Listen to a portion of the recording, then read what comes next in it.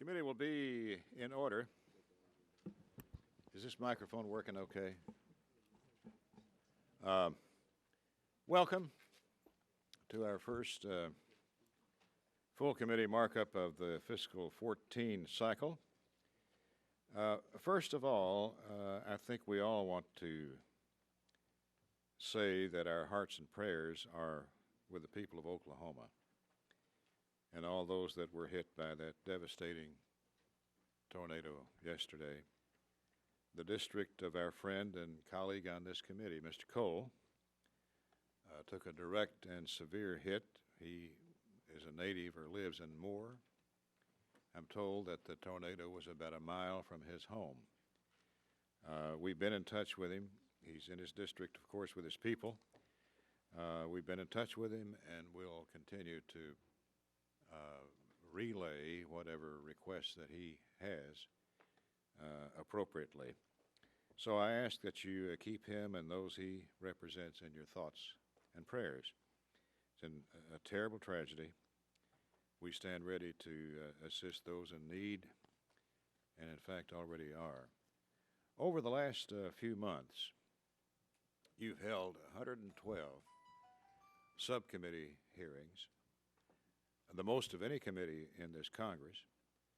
It's a real testament to our commitment to due diligence and careful oversight of the dollars that we appropriate. I want to thank you for your hard work in all of those hearings. I'd like to express my optimism that we continue this year's appropriations work in regular order. I know Ms. Lowy shares my commitment, and I'm grateful to her for that. I look forward to working with her as we grind through our long to-do list this year, and I want to thank her for being a thoughtful partner in this process. Working under regular order will produce the best appropriations bills possible, bills that reflect current needs, cut waste, and provide the American people with the government they deserve. Under this process, each member has a chance to put their stamp on these must-pass pieces of legislation. So I look forward to working with all of you over the next few months as we endeavor to bring all 12 bills to the House floor. Now, this is a great group of legislators. I'm proud of you. And I know that you contribute a great deal of your time to the study and preparations for these bills. I've always enjoyed and appreciated the sense of collegiality that is a hallmark of this committee and almost unique in the House, in the Congress. And I know we will continue that tradition of respect for each other as we debate our legislation today and during the year. This is going to be a tough year. That's the understatement of the year, I think. One of the toughest that we face since I've been a part of this body. The guillotine of sequestration has fallen, and I think we all agree that its consequences have been and will continue to be very harmful and should be replaced in the very near term. On a final note in my opening remarks here, I want to recognize a person of great importance to this committee. As many of you know, Bill Ingley, our staff director, who came on board when I became chairman, is leaving us for the private sector. This is his last committee markup. I want to thank Bill personally for his hard work, his sacrifice, his constant and wholehearted support for this committee and what we do every day. We couldn't have come this far over the last 3 years without Bill. He is a steady hand. He has a soothing import about him, and he never loses his cool.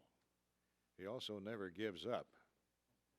So, Bill, we want to thank you for your great service to our committee, and we want to wish you the best wishes in your next chapter of life. Bill Ingley.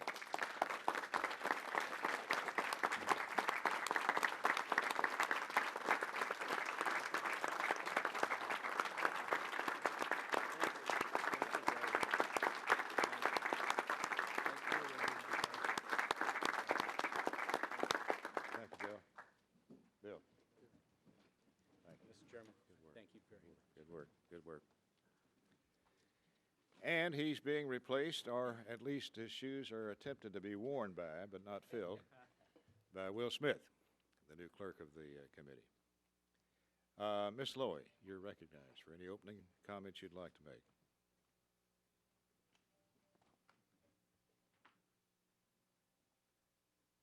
First of all, I too want to express my heartfelt condolences to our good friend Tom Cole, to his family and friends. For those of us who've been listening to these news reports, is devastating. And I just want to, and I will follow up, I did call Tom, to tell him how much I appreciated his support for Sandy. And we're there for him and for all of his constituents. When you look at the pictures and you think of the heroism, as I woke up this morning, I was listening to NPR, and it talked about a woman who was buried under the rubble, and she heard a neighbor cry out for help, and she dug herself out. So at this point, I think the loss is 51 people, and I hope not more. So our heart is with Tom and all the people in his community who are suffering so, but these are the kind of disasters that we will all respond to and be there to help. And I also want to thank our good friend, Bill Ingley. I want to really thank him because he has been such a good friend, and he has worked across the aisle. And I cannot tell you, maybe I shouldn't tell you, how many times I've gone to Bill for advice and guidance, because he is so wise and he is so thoughtful, and he really understood the process way back to Ag, I think, when I was on the Ag Committee. Foreign Ops, of course. I really had the pleasure of getting to know Bill while he served on the Foreign Operations Subcommittee from 1995 through 1998. He really loved that bill, and he understood the critical international programs and how important it was for the United States to play a role. So he just wasn't a technician. He really got into the details and cared about the issues. His faith and his idealism in the Appropriations Committee is legendary. His knowledge of what we do, his negotiating prowess, command respect from members and staff on both sides of the aisle. Bill has really had a long and very successful career, and I know how important he is to you, Mr. Chairman, and I know Bill has pretty big shoes, so he's going to work very hard. But Bill promises me that he's not going to go far, and he'll always be there for advice. So we wish you well, and congratulations, and good luck. Are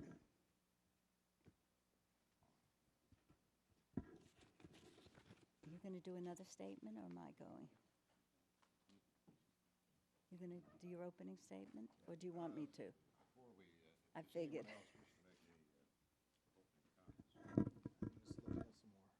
What? Oh, yes, I didn't know if you wanted to continue. No. Okay. Okay. Hold on. Are there other opening comments? If not, we'll proceed. First order of business this morning is the Military Construction and Veterans Affairs Bill for 2014. I'm pleased to recognize the distinguished subcommittee chairman, the gentleman from Texas, Mr. Culberson, who will present the first bill of the year for the committee. Mr. Chairman Culberson. Chairman Rogers, thank you very much. I am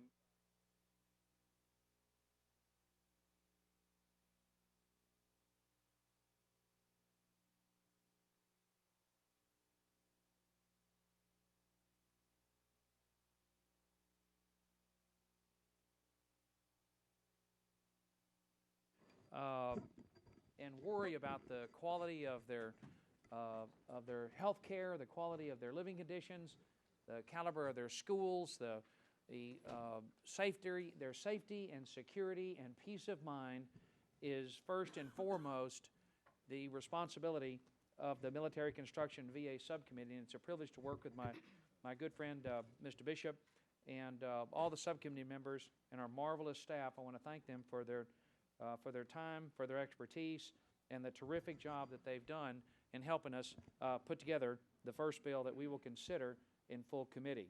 It's appropriate that it is the Military Construction and VA bill, one that the entire Congress, I believe, can support with pride. Our bill includes $73.3 billion in discretionary funding, an increase of $1.4 billion above fiscal year 13 enacted level and $1.4 billion less in the budget request. But it's important to note that the fiscal year 13 appropriations bill included an advance appropriation for the VA medical accounts. It was $1.9 billion more than fiscal year 2013, and this increase needed to be absorbed within our allocation. We have been for years, all of us as a Congress, given substantial increases to the Department of Veterans Affairs, but unfortunately funds have often languished because of construction delays. I, for example, discovered when I was given this assignment that there had been money assigned for construction of VA hospitals that just sat in accounts unused for years. The one that continues to gall me is the one in Denver, for example, where I discovered there were $975 million had been set aside for construction of a VA hospital in Denver, and they hadn't even signed a contract or turned a spade of dirt, hired anybody. So we have, in last year's bill and in this year's bill again, put a 5-year limit on the amount of time that the VA can hold on to these funds or they lose them. They've got to proceed with construction of these important hospitals. Another source of great concern to the committee and the Congress is the claims backlog, which the VA says they can deal with and get caught up on by 2015. My friend Mr. Kingston, I think, has a particularly good idea, one that I commit to him to work with between now and time we get to the floor. In the private sector, if you don't perform, your pay gets docked, and we have to develop a way to incentivize the leadership at the VA to do the right thing and bring down this inexcusable delay in the claim backlog. And I want to work with Mr. Kingston between now and the time we go to the floor to find a way to use those private sector incentives on their paycheck to make sure that they meet their 2015 deadline. We have also on the subcommittee and the Congress, and I know Bill Young has been deeply concerned about this as well, the upset that there's not a single unified electronic medical record, so that when a member of the armed forces transitions from the uniform and retires and comes under the care of the VA, their medical records in the past have not been able to be read by the VA. This has gone on for years. It's unacceptable. There's just simply no excuse for it. Chairman Rogers told us a story last year, one that has really stayed with me, of a young man who was injured in one eye in Afghanistan and partially damaged sight in his second eye. And as he retired and went into the VA system, because the VA could not read the DOD's medical records, that young man lost his eyesight permanently. He's now permanently blind.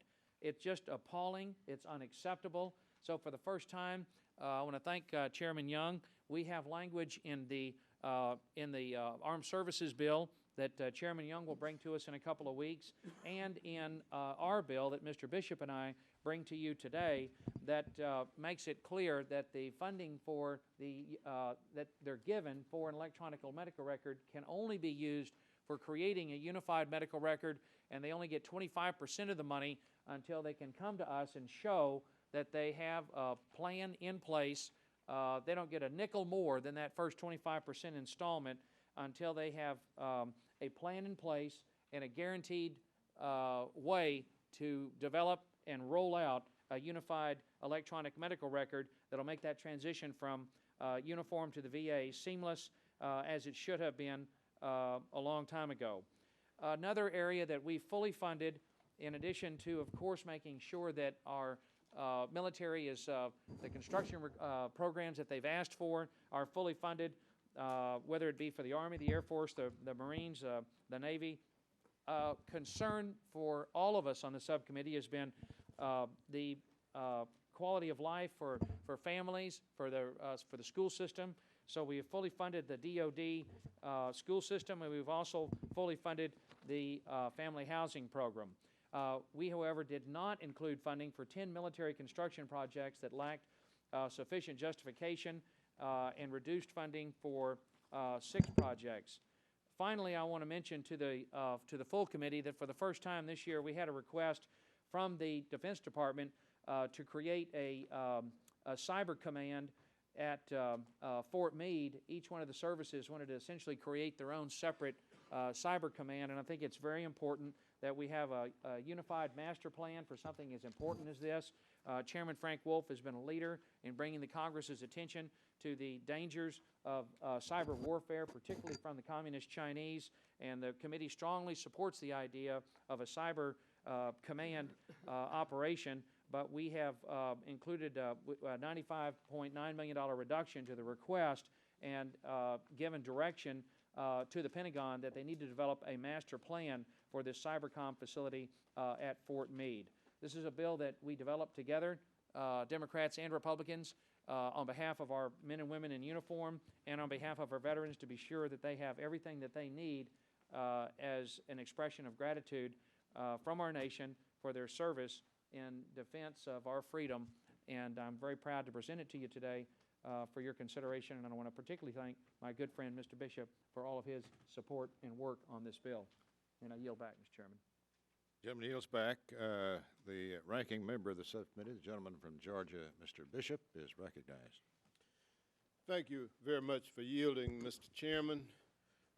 Let me, before I begin, also join my colleagues in expressing our support, our sympathy, and sending our prayers to our colleague Tom Cole and the people of Moore, Oklahoma, for what they're enduring. I, as many other members, have experienced catastrophes and disasters, floods and tornadoes in my district personally, and this Congress has always come to the aid and offered the support, and we expect to do the same thing with regard to Oklahoma. As all of you know, this bill has a strong reputation for common ground and bipartisanship. As members traditionally work together to fund the construction of military facilities and strive to improve the quality of life and care afforded to our veterans and their families, and the quality of life in general for our military families. I appreciate that Chairman Culberson continues this tradition, as this bill provides funding levels that members on both sides of the aisle agree are appropriate, while avoiding contentious legislative riders that complicate passage. Military construction is $9.9 billion, which is a decrease of $670 million below the 2013, and it's $1.056 billion below the budget request. Half of the reductions come from rescissions of prior year unobligated balances and adjustments to current year projects. The Department of Veterans Affairs is funded at $63.1 billion, and overall the subcommittee recommendation meets the discretionary budget request in all areas of administrative expenses, research, information technology, and facilities. In addition, the bill includes $55.6 billion in advance appropriation for medical care, which is the same as the budget request. And I know a lot of members of this committee and across the Congress are very concerned about the claims backlog and the electronic health record situation. Trust me, the members of our committee, especially Chairman Culberson and I, Chairman Rogers and Ranking Member Loy, have spoken with Secretary Shinseki numerous times about these issues, and we certainly intend to hold the department's feet to the fire.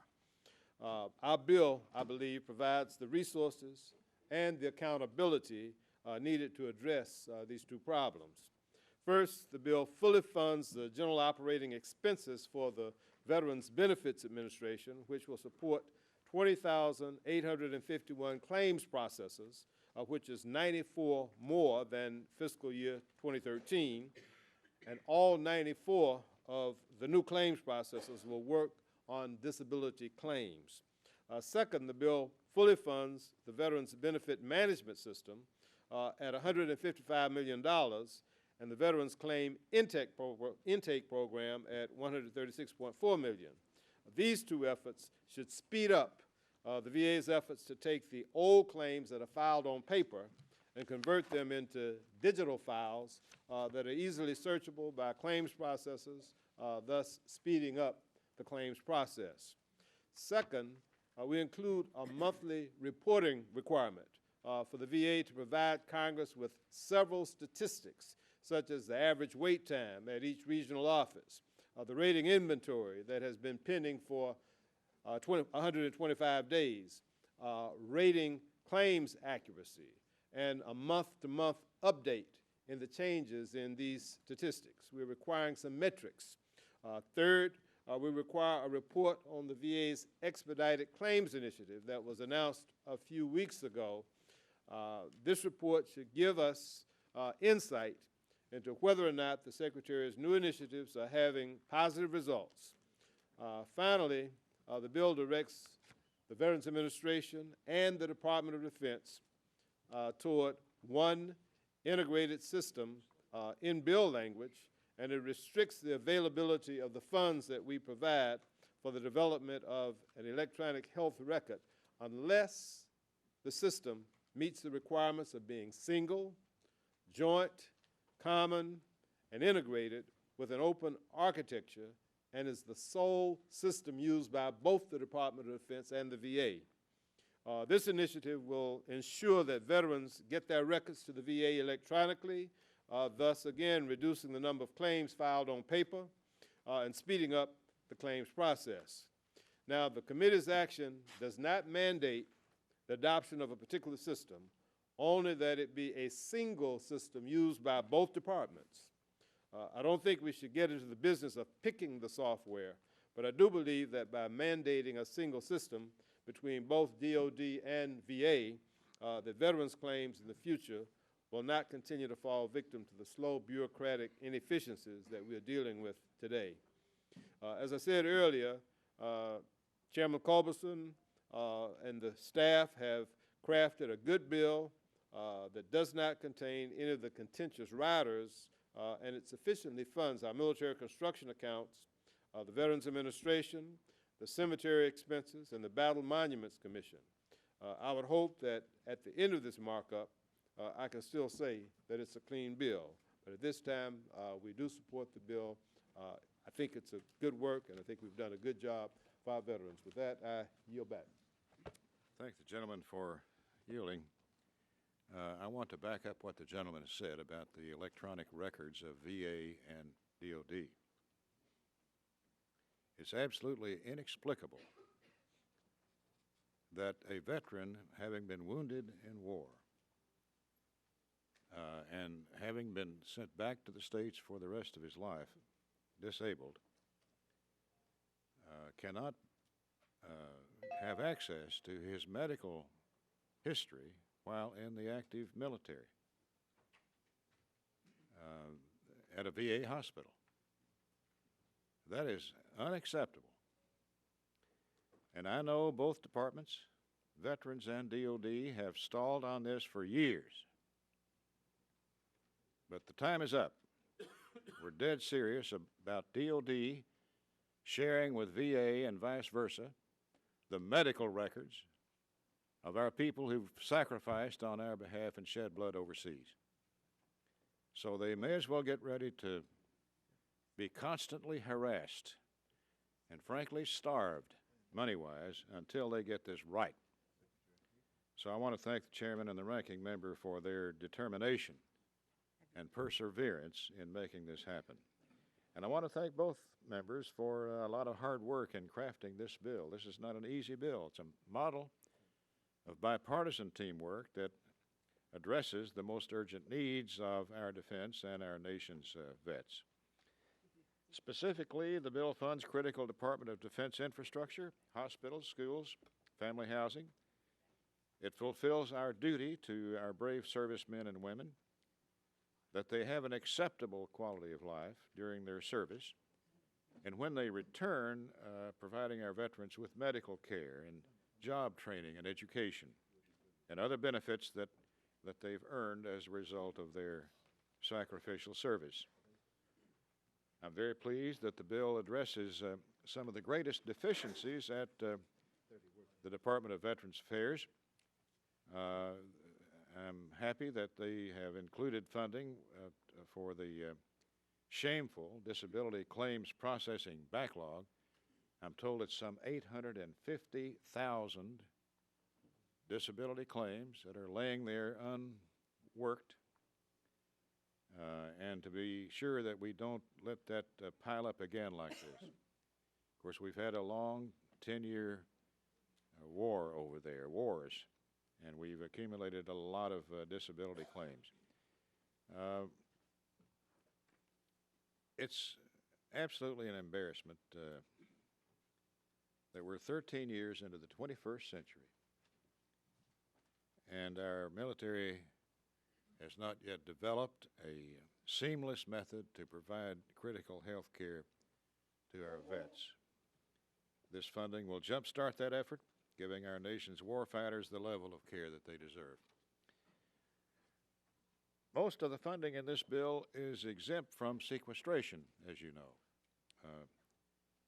But we can't in good conscience let a single dollar in this bill be spent unnecessarily. Chairman Culberson and his subcommittee has carefully addressed every nickel and dime that this legislation appropriates. They took the difficult but responsible steps to cut excess spending and rescind unobligated balances. We also included stringent safeguards to be sure that none of the funding will go to waste. This oversight includes reporting requirements, restrictions on certain transfers, and project changes. I believe this is a bill that the entire committee can support and should support.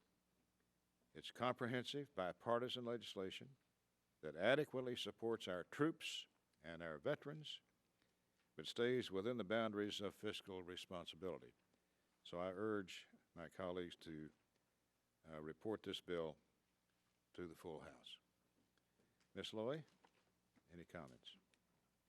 Thank you, Mr. Chairman. The bill we are considering today represents a good, reasonable approach and continues our long-standing commitment to our veterans and our military facilities. As the gentleman from Georgia stated, this bill continues a bipartisan tradition of providing funding levels that members on both sides agree are appropriate while avoiding contentious legislative riders that complicate passage.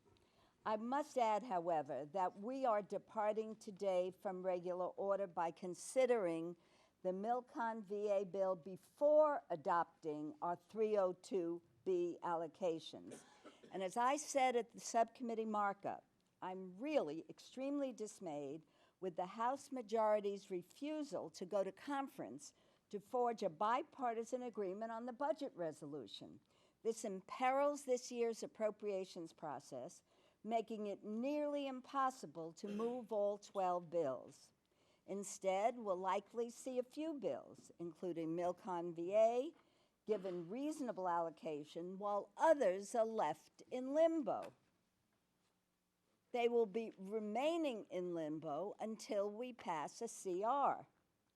So I want to make it very clear. I'm pleased we can move this bill, but afraid that other important bills will not be as fortunate, whether it's education, whether it's Head Start, whether it's VA, whether it's the National Institutes of Health. There are crumbs left for this other bill, and this is other bills, and this is absolutely unacceptable. So this bill, as long as we don't attach any controversial riders, have a good chance of enactment. While Title II is exempt from sequestration, I find it interesting that the $73.3 billion provided largely mirrors the administration's requests and does not reflect sequestration, even for the portions of the bill that are not exempted.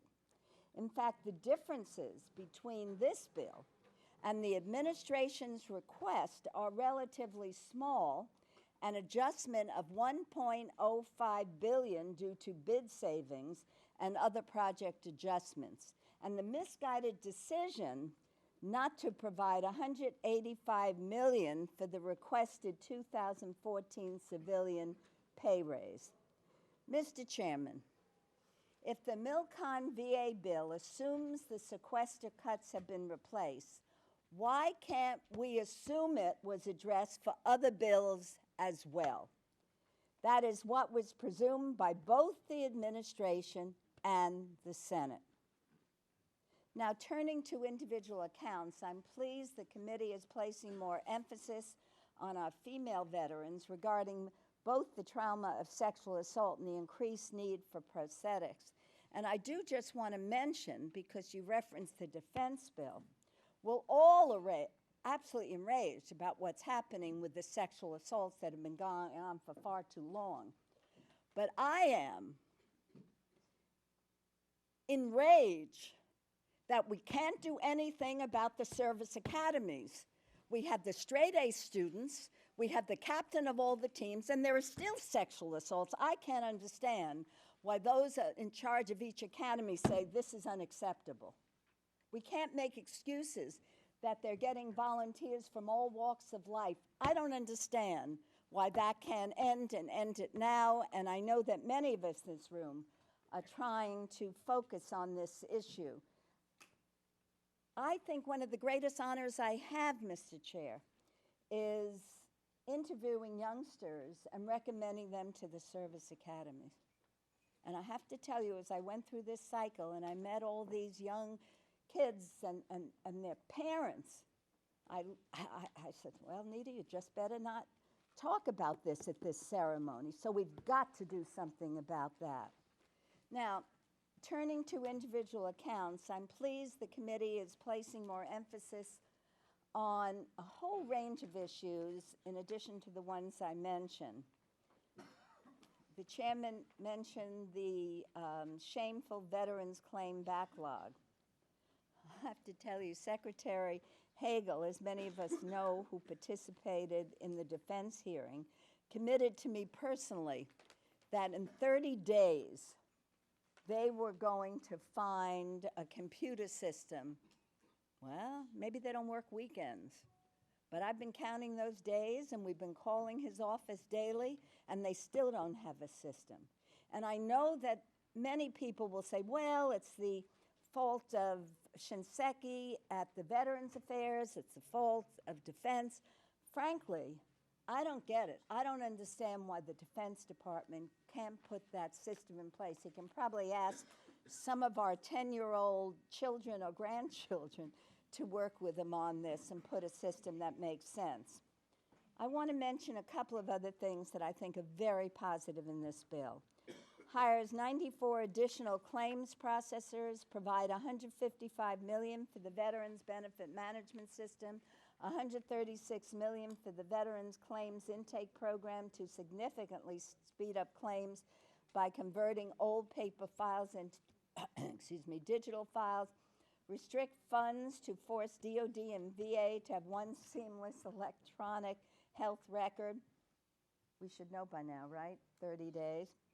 I will not, and frankly, I know our chair and our ranking member and all of us are just tired of all these excuses. The VA and the Defense Department just have to get together and make progress. This is a good bill. I hope we can avoid adding contentious legislative riders today. I also hope that my chairman's optimism about sequestration, and I know Chairman Rogers is optimistic that we can end sequestration, reflected in the allocation for the first bill. I mean, after all, if we have such good allocations for the first bill, I'm sure that we wouldn't go deal with the other bills at this sequestration level. I commend Chairman Culberson and Ranking Member Bishop on their good work.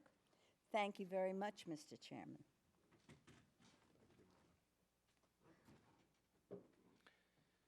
Is there further discussion on the bill?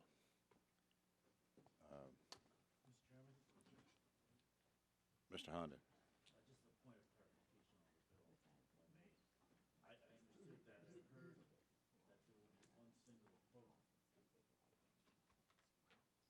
that there will be one single program. In the bill, it didn't delineate whether there's going to be a process for that. And so I can't assume that it's going to be one person making a decision or a peer review, if you will, a professional peer review that would be part of that process to select that one. The way the bill will operate is the Government Accountability Office has to certify that both departments have come up with a joint architecture for a single medical record. No more than 25% of the money that we appropriate to them can be spent for that architecture until we get certification from the GAO and a detailed report to the Committees of Jurisdiction of Congress that they have indeed settled on a single joint open architecture medical record that is seamless across both the DOD and the VA. So as Mr. Bishop said, we're not locking them into any one particular type of software, but it's going to be one, it's going to be unified, and it's going to be seamless, or they don't get any more than 25% of the money. I understand the explanation. I'm asking a question whether in that process there will be a body that will do that for us, that will be considered a peer review process that will have that outcome. Well, the way Mr. Bishop and I have written it, it's going to have the Government Accountability Office is going to certify to us that they've got a joint architecture, and as the language, I believe, is intended to let the DOD and VA work that out. Will the gentleman yield? Please. It's my understanding that the Department of Defense and the Department of Veterans Affairs will jointly work together to get that done. But after they work, they have to get it approved by the GAO. They have to certify that it is in fact done. Otherwise, that money does not get released beyond the 25%. Will there be language then, if I may, that will clarify that as they do this, that they use a peer review process in order to arrive at those decisions? Is the question I have. Thank you. The language of the bill is intended to give the Secretary of Defense and the Secretary of the VA the ability to come up with this process. And we have every confidence that it is going to be a peer review, and it will be overseen by the Government Accountability Office, and they'll have to provide detailed reports, of course, to us as well, and we can certainly make sure that it is a peer-reviewed, open competition. But the goal is, again, a single unified record, and we'll let the two secretaries come up with it. Well, I commend you for doing this. And it's in both bills. The nice, good, terrific thing is, we also owe Chairman Bill Young a great debt of gratitude because our language in our bill and in Chairman Young's bill is identical. Mr. Farr. I was just looking for the precision. Yes, sir. Thank you. Thank you very much, Mr. Chairman. I rise. I think I'm the longest-serving member on this committee now, and I've watched this bill always being a very bipartisan bill, and I'd like to thank Chairman Culbertson and Bishop for their bipartisanship. But what's really concerned me is this growth of claims and the growth of the budget for reasons that I don't think we're looking closely at. Veterans before the Gulf crisis were filing about 3 or 4 claims per file. And each one of those claims has to be verified. It was all being done on paper. It ended up in a bureaucratic mess. The new veterans are claiming 25 to 30 claims of problems they're having. And those are, until this medical record started, was also being done by paper. So this paper morass ended up just, imploding on itself. And I applaud Secretary Sinchecki for really drilling down and making sure that we get this cleaned up fast. Then, if people didn't get what they expected to get in adjustments, they would file an appeal. And those appeals just backlogged in the process. And I think at least in place is an ability to get a handle on it. It's still going to take a little over a year. But what is not being stated in this, and the committee has been a very bipartisan, I think really drilled down on trying to make sure that the Department of Defense and Department of Veterans Affairs talk to each other. They never have. They've been 2 different silos. And it's amazing because you can't be in the Department of Veterans Affairs unless you came through the Department of Defense. And yet, even in this Congress, and in both the Senate and the House, we separate the two. We put the defense budget in one silo, and we put the MilCon Veterans Affairs in another. If you add up those 2 budgets, they exceed the entire budget of labor HHS. It's the largest budget. So what's not being looked at here is what the long-term costs of our military engagements and our deployments are doing to people. 44 veterans a day, what is it, Mr. Chairman? 44 veterans are committing suicide 22. per, what is it, I think month, maybe. It's whatever it is, it's unacceptable. It's a huge number, it's the most ever. So we haven't gotten a handle on it, and what I'm asking is that this committee, which has the responsibility for the money, and money changes everything, we need to look at the costs of our engagement and what we're doing around the world. I represent a lot of military, and military's learning cultures and languages and getting master's degrees and doing all that stuff. It's a very smart military, and I think that's the way we got to go. But I think we in Congress also have to wonder if the biggest budget for the entire United States government is indeed going to be the cost of our military personnel and the veterans that come out of that, then we got to get a handle on it. And I don't have any simple answers. It's just a huge problem. And we certainly can't afford to keep having people who serve in the military end up having to claim all kinds of disability, and those that fail to fall through the cracks committing suicide. Just unacceptable. But I think we're doing a good job, and thank you, Mr. Chairman, for your leadership in this. Mr. Fatai. Thank you, Mr. Chairman. And let me just thank both the chairman and ranking member for their work on this bill. It's a great bill. I want to particularly point out something, Mr. Chairman, that you'll appreciate, and that is the focus on traumatic brain injuries and post-traumatic stress and the other neural-related challenges that our veterans are facing, and the emphasis placed on it in this bill. So I just wanted to stand briefly and thank you for doing this. Is there further discussion? Ms. Lee? Thank you, Mr. Chairman. First, let me thank Chairman Culberson and also our ranking member, Mr. Bishop, and Mr. Farr for helping us once again to include language to require the VA to provide this detailed reporting on the backlog and its efforts to eliminate it. Now, it's really very shameful to know that our young men and women who served our country must wait an average, mind you, of 292 days while the VA processes this claim. This wait is just unexcusable. It's unacceptable. Congresswoman Jackie Spear and myself, we have held 2 Fix-It town meetings where hundreds of veterans in our area have participated, and they've shared with us many of the struggles with the VA system. Some claims are much longer than 292 days in terms of the wait period. Also, members of the Congressional Black Caucus met with the Secretary of the Veterans Affairs and outlined many of the same issues and the same problems. And so, once again, as a daughter of a veteran, this is a very important issue to me and to, I think, all of us on a bipartisan basis. And so I'm very pleased and thankful that the committee has included language requiring the VA to provide more detailed reports on the backlog and the efforts of the regional offices to eliminate this backlog, because the VA, we need more specific data, and they need to hold also their employees accountable and ensure that our veterans are receiving their benefits in a timely way. But also, let me just close by saying I agree with our ranking member, Congresswoman Nita Lowey, that this piecemeal approach really pits our veterans in many ways against children in Head Start. And it also enables, for some of us, as we see it, these deep cuts that we're going to see in the labor H bill. And I think that it's a process that is backwards, it's flawed, and I don't want to see these drastic cuts in labor H affect and impact the most vulnerable.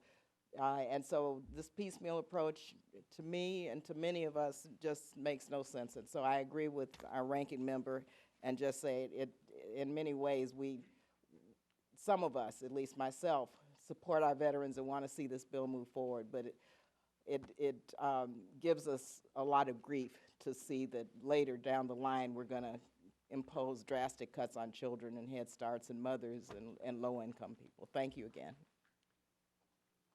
Chairman Wolf. Before we do amendments, is there further general discussion? Hearing none.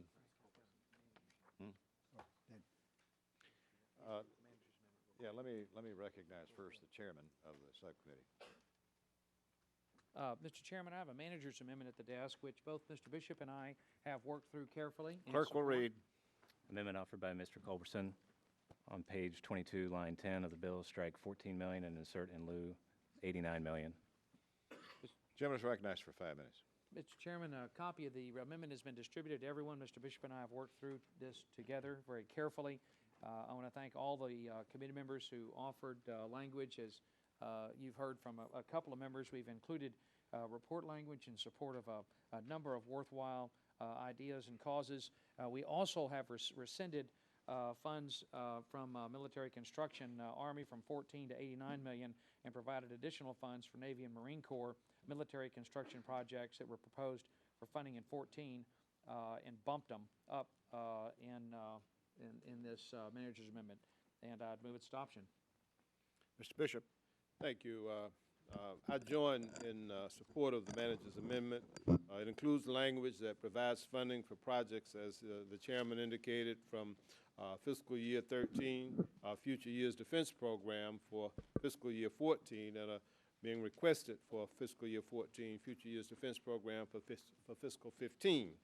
The report language is there directing the VA to report to the committee how the VA is developing methods of tracking veterans with risk factors for suicide, developing a plan to educate all of the staff who interact with veterans, what mandatory education programs are available to the VA health providers, and how the characteristics of veteran-completed suicides compare to the general population. That language, report language, is in the bill. There's also language including regarding mobile medical units, regarding the VA's underutilization of mobile medical units, particularly as that will impact veterans in rural areas. Directs the Office of Inspector General to conduct a complete review of the VA's use of mobile medical units, identifying what the average monthly usage is per vehicle and the optimal usage with staffing. I think that's a very good, very useful language. And of course, Mr. Young was providing report language urging the VA to expand mental health services through community partnerships to augment its efforts to meet the needs for services through the recruitment of additional mental health providers. Report language also regards the American Indian and Alaska Native American veterans, which encourages the VA and the Indian Health Service to implement GAO recommendations to the greatest extent possible and to report back to the committee no later than March 1st of 2014. There's job training coordination language requiring the Department of, with the Department of Labor, which would urge the VA and the Department of Labor to give preferences in the award of vets training, grants to institutions that provide training for clinical lab technologies. Ms.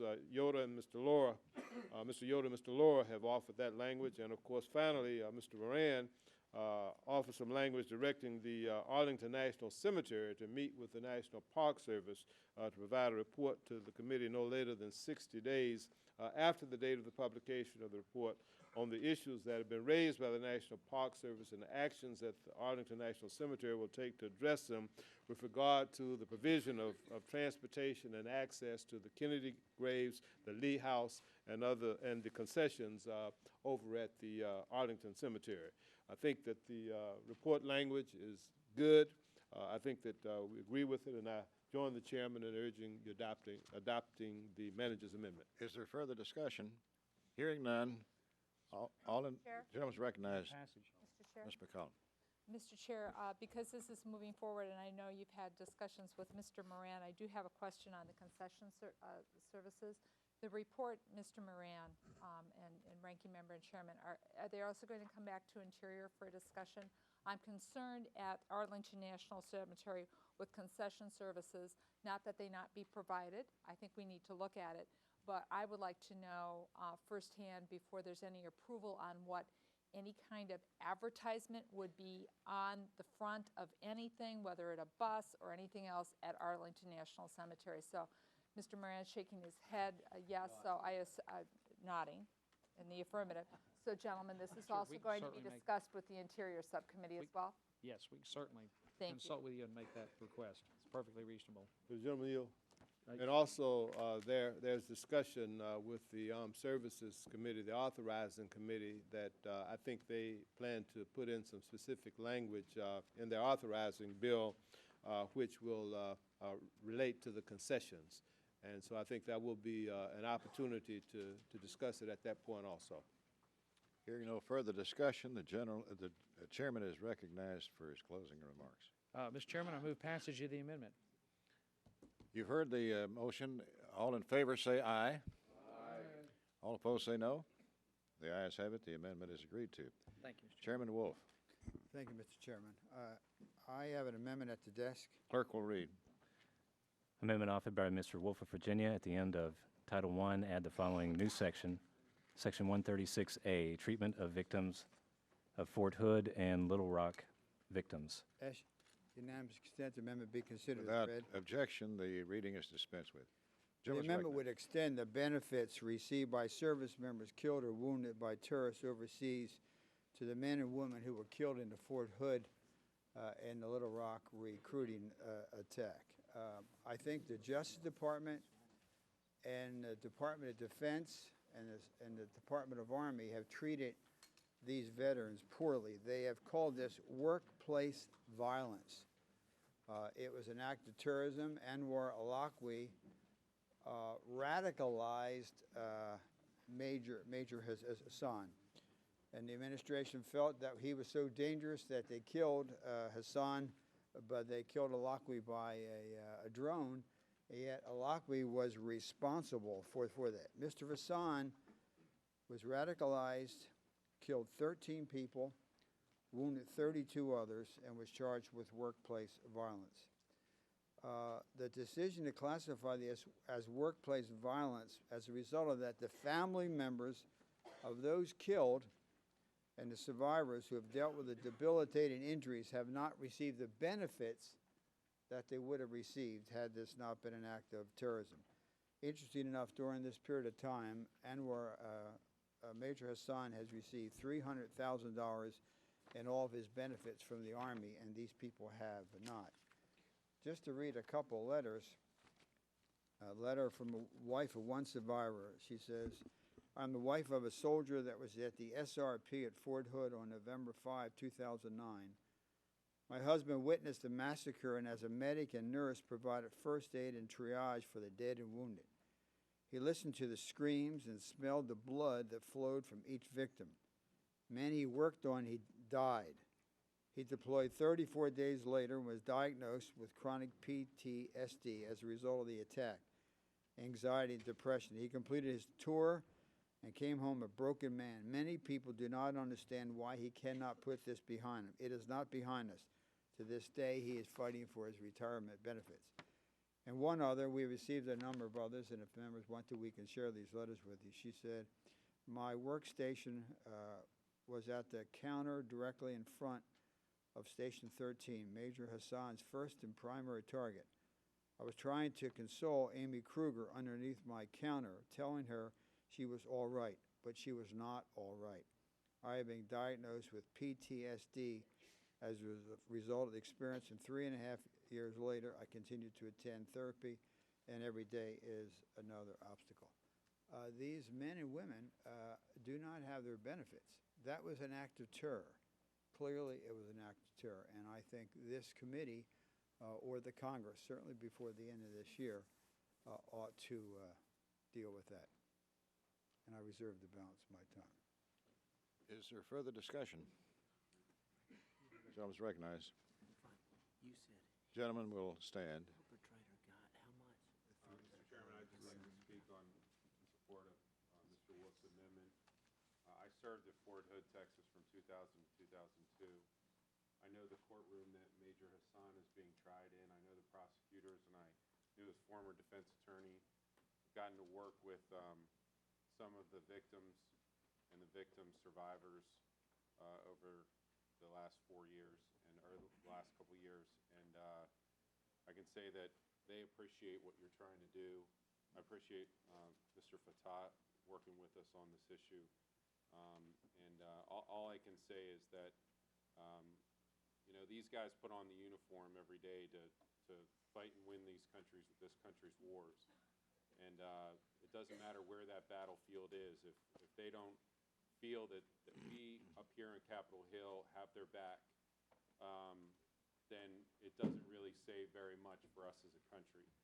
So I think that, you know, regardless of the reasons why the Department of Army doesn't want to label this as a terrorist act, it doesn't mean that we have to as well. And certainly the victims that I have had in my office, one of which still has a bullet lodged in his body, because until he gets out of the Army won't pay for that surgery.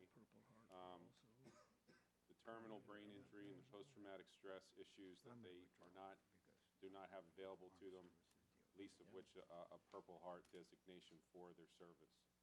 I just want to thank Mr. Wolf and Mr. Fatah, and I hope you support this amendment. Mr. Chairman? Chairman Culberson. I want to say how strongly I support Mr. Wolf on this. He's exactly right. This is an outrage at these men and women who have served our country and are wounded in the line of duty, been declared workplace violence, but I think the issue is one of timing. All of us want to see Hassan prosecuted, convicted to the fullest extent of the law, and that court-martial is ongoing, and we strongly support what Mr. Wolf is doing, and I hope the Congress will follow through on what he is working on at an appropriate time to make sure that we don't in any way interfere with the Army's ability to court-martial and convict this cowardly criminal. Judge Carter. Mr. Chairman, I want to thank Mr. Wolf for this effort. This is important. Ever since this occurred, I've had a bill in Congress to try to correct this inequity that's going on. We have this trial coming up in July. It should be concluded in mid-September from my information that I have.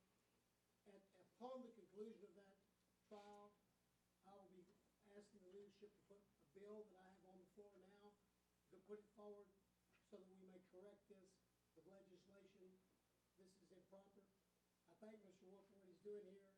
My only concern is a concern as someone who has tried 7 capital murder cases, that an expression at this time, the timing would be bad as it relates to the choosing of the court-martial panel for this trial. And therefore, in abundance of caution, not give the defense any mechanism for which reversal might be sought, I would ask that we set this aside and that we wait until after the trial, and that we diligently go forward as Congress, united, to get benefits for these people, to get the Purple Heart for these people. Well, the gentleman yield. I will. This is in your district? Yes, sir. Do I understand that if we adopted this amendment, for example, today, that it possibly could cause a mistrial in the military trial of this man? Not necessarily a mistrial, Mr. Chairman. Just like in a capital murder case that you try in a civilian court, it's a very difficult part of a capital murder case is picking the jury. They will be picking the equivalent of the jury, which is the court-martial panel, from lieutenant colonels and colonel level soldiers on Fort Hood, most of which will be relatively new, because that place turns over so fast that they weren't there when this all happened. But the defense, this would be a front-page story if this goes through today. It'd be a front-page story in Killeen. It would be the talk of the town that this committee was supporting getting these benefits for them, which I do support totally. And that publicity could be an argument on appeal that it tainted the panel, because as you look at this, they sort of waited until the turnover is such that they can reach people who were not at the post at the time of the event. And we don't want to give them any grounds for any appellate reversal, either on the death penalty, should they get the death penalty, or on the trial. It's just a matter of don't give them any tools on the defense side to get it to go forward. And that's why I would like to see this way. Gentleman, further yield. Yes. So do I understand that if this is not acted on today, that you will continue to push for these benefits at a later time? Absolutely, absolutely. Thank you, John. Thank you. Chairman. Gentlemen, I want to thank Mr. Carter for his efforts, and I want to thank Mr. Rooney, too, for his efforts. And I'm going to withdraw the amendment, but I just didn't want us to forget about these people. And Mr. Carter's been pushing it, Mr. Rooney's been pushing it, Mr. Culberson. But many of these families feel that they've been abandoned. So I think in respect for all that, if the Armed Services Committee, and I believe they will deal with this, and if they do not, at the end of the year, I think we should do everything we can to make sure these men and women get the necessary benefits that they're entitled. So I appreciate it again. I want to thank Mr. Carter and Mr. Rooney and the chairman and the chair. With that, I ask unanimous consent to withdraw the amendment. Without objection, the amendment is withdrawn. Is there another amendment, Mr. Kingston? Mr. Chairman, I have an amendment at the desk. Clerk will read. Amendment offered by I Mr. ask Kingston of unanimous Georgia. consent that the amendment Page be 62. considered as read. Reading of the amendment is dispensed with. I further ask unanimous consent that on line 2, after the word salary, that the words, quote, above 75% of its current level, unquote, be inserted. Is there objection to the amendment? Hearing none, it's so ordered. Thank you, Mr. Chairman. And I'll ask with a sort of a rhetorical question, what would happen if you closed your district offices down? No more district offices. Your job would be consisting of coming up here and debating and passing legislation. Of course, you would say, no, I don't want to close my district office because what we do is important to our constituents there. We help them with their Social Security claims. We help them get passports. We help them when they have problems with the IRS or help them when they have problems with the VA. Why are you there? You're there because the bureaucracy did not do it right the first time. So what your district offices do with full-time staff to do it is they provide the squeaky wheel to get the oil for your constituency because the bureaucracy did not do it right. You or your employees with the word congressman or congresswoman behind it get your telephone calls returned. Your constituents do not. And that's what, to me, is behind the backlog on the VA. And we've heard from the leaders, the committee members from both parties on how bad the VA backlog is, so I won't recite the numbers. We've also heard that the solution is what I would call the traditional solution of giving them more money. How many times have we played this out where we are given more money? Perhaps the bureaucracy even likes it, where they can go slow on what they do and they get more money as a reward for it. School breakfast, 25% error rate. School lunch, 16% error rate. FEMA, largest error rate of any agency in the federal government. And yet, what do we always do? We say, well, they need more money. I would suggest to you they need a private sector solution. The private sector would say, get rid of the people who are there and let the compensation for those who remain be reflective of the job performance. So what this amendment does is it cuts their salary by 25% and gives them almost a year to get everything straight because this bill probably would not be effective until October 1st, and then they'd have another 180 days. So I would suggest to you that if we accept this amendment with a 25% salary cut, if they do not have a 25% reduction in the claims log, then it would send a clear signal. And I would suggest to you further than the VA bill that this is what we should do with the federal bureaucracy in general. Rather than always say you need more money, we should say, you know what, we need to cut the salaries and maybe have some personnel turnover so that you get the right people in there with the right work ethic or the right know-how or whatever it takes to turn things around. So I would say this is a very serious amendment in that we're not going to do business as usual anymore. And I would ask my friend to consider it, but I'd certainly yield the balance of my time to the chairman if he wants to comment on it. Because I do appreciate your opening statement about this amendment. Yes, sir. Before yielding, we need to have a copy of the amendment with the corrections written in for the record. Well, I thank the chairman, and then for you, if I could ask for unanimous consent to let the amendment stand as presented without amendment. Going back to the original amendment for discussion of, Leave it unamended. Without the modification. yes. Is there objection to that? Hearing none, it's ordered. I think Mr. Kingston's onto a superb idea for not just Veterans Affairs, but the entire federal government, and I'd like to work with you between now and the time we get to the floor to develop a mechanism that because you can't, because of civil service, obviously people, it's very difficult, almost impossible to fire anybody in the federal government, which drives me crazy. It's very frustrating. But one thing we can do is use salary incentives, just as they do in the private sector. If you as a leader of an organization set a performance goal and don't meet it, your pay gets cut. And it's a superb idea that I'd like to work with you between now and the time we go to the floor and flesh this out in a way that will make sure that we've got incentives, very serious incentives, because your pay is going to get cut if you don't meet this deadline, VA, because this is just unacceptable. We do continue to throw money at these agencies that don't meet their targets. It's just not acceptable. But I really would like to find a way to do this, Mr. Kingston, between now and the time we get to the floor in a way that is will get the attention of the VA and make them hold them accountable to the standard that they themselves set, and that is that they'll have this backlog taken care of by the year 2015. And they admit they're not there yet. Time of the gentleman has expired. Mr. Bishop. Thank you very much. I very much agree with Mr. Kingston.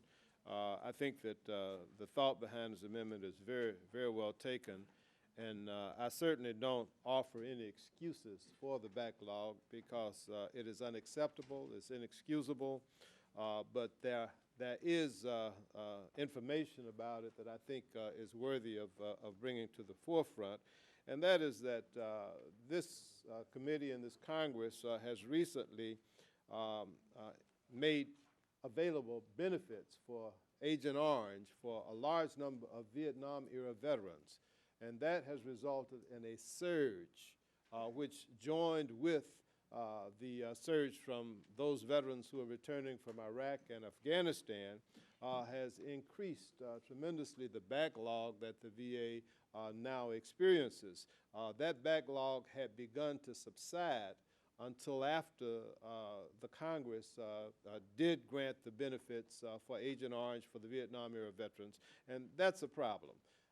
But we have consistently and continuously, this committee held the Secretary accountable, and we are holding him accountable, and we're acquiring in this bill various metrics to demonstrate what they're doing to relieve the backlog.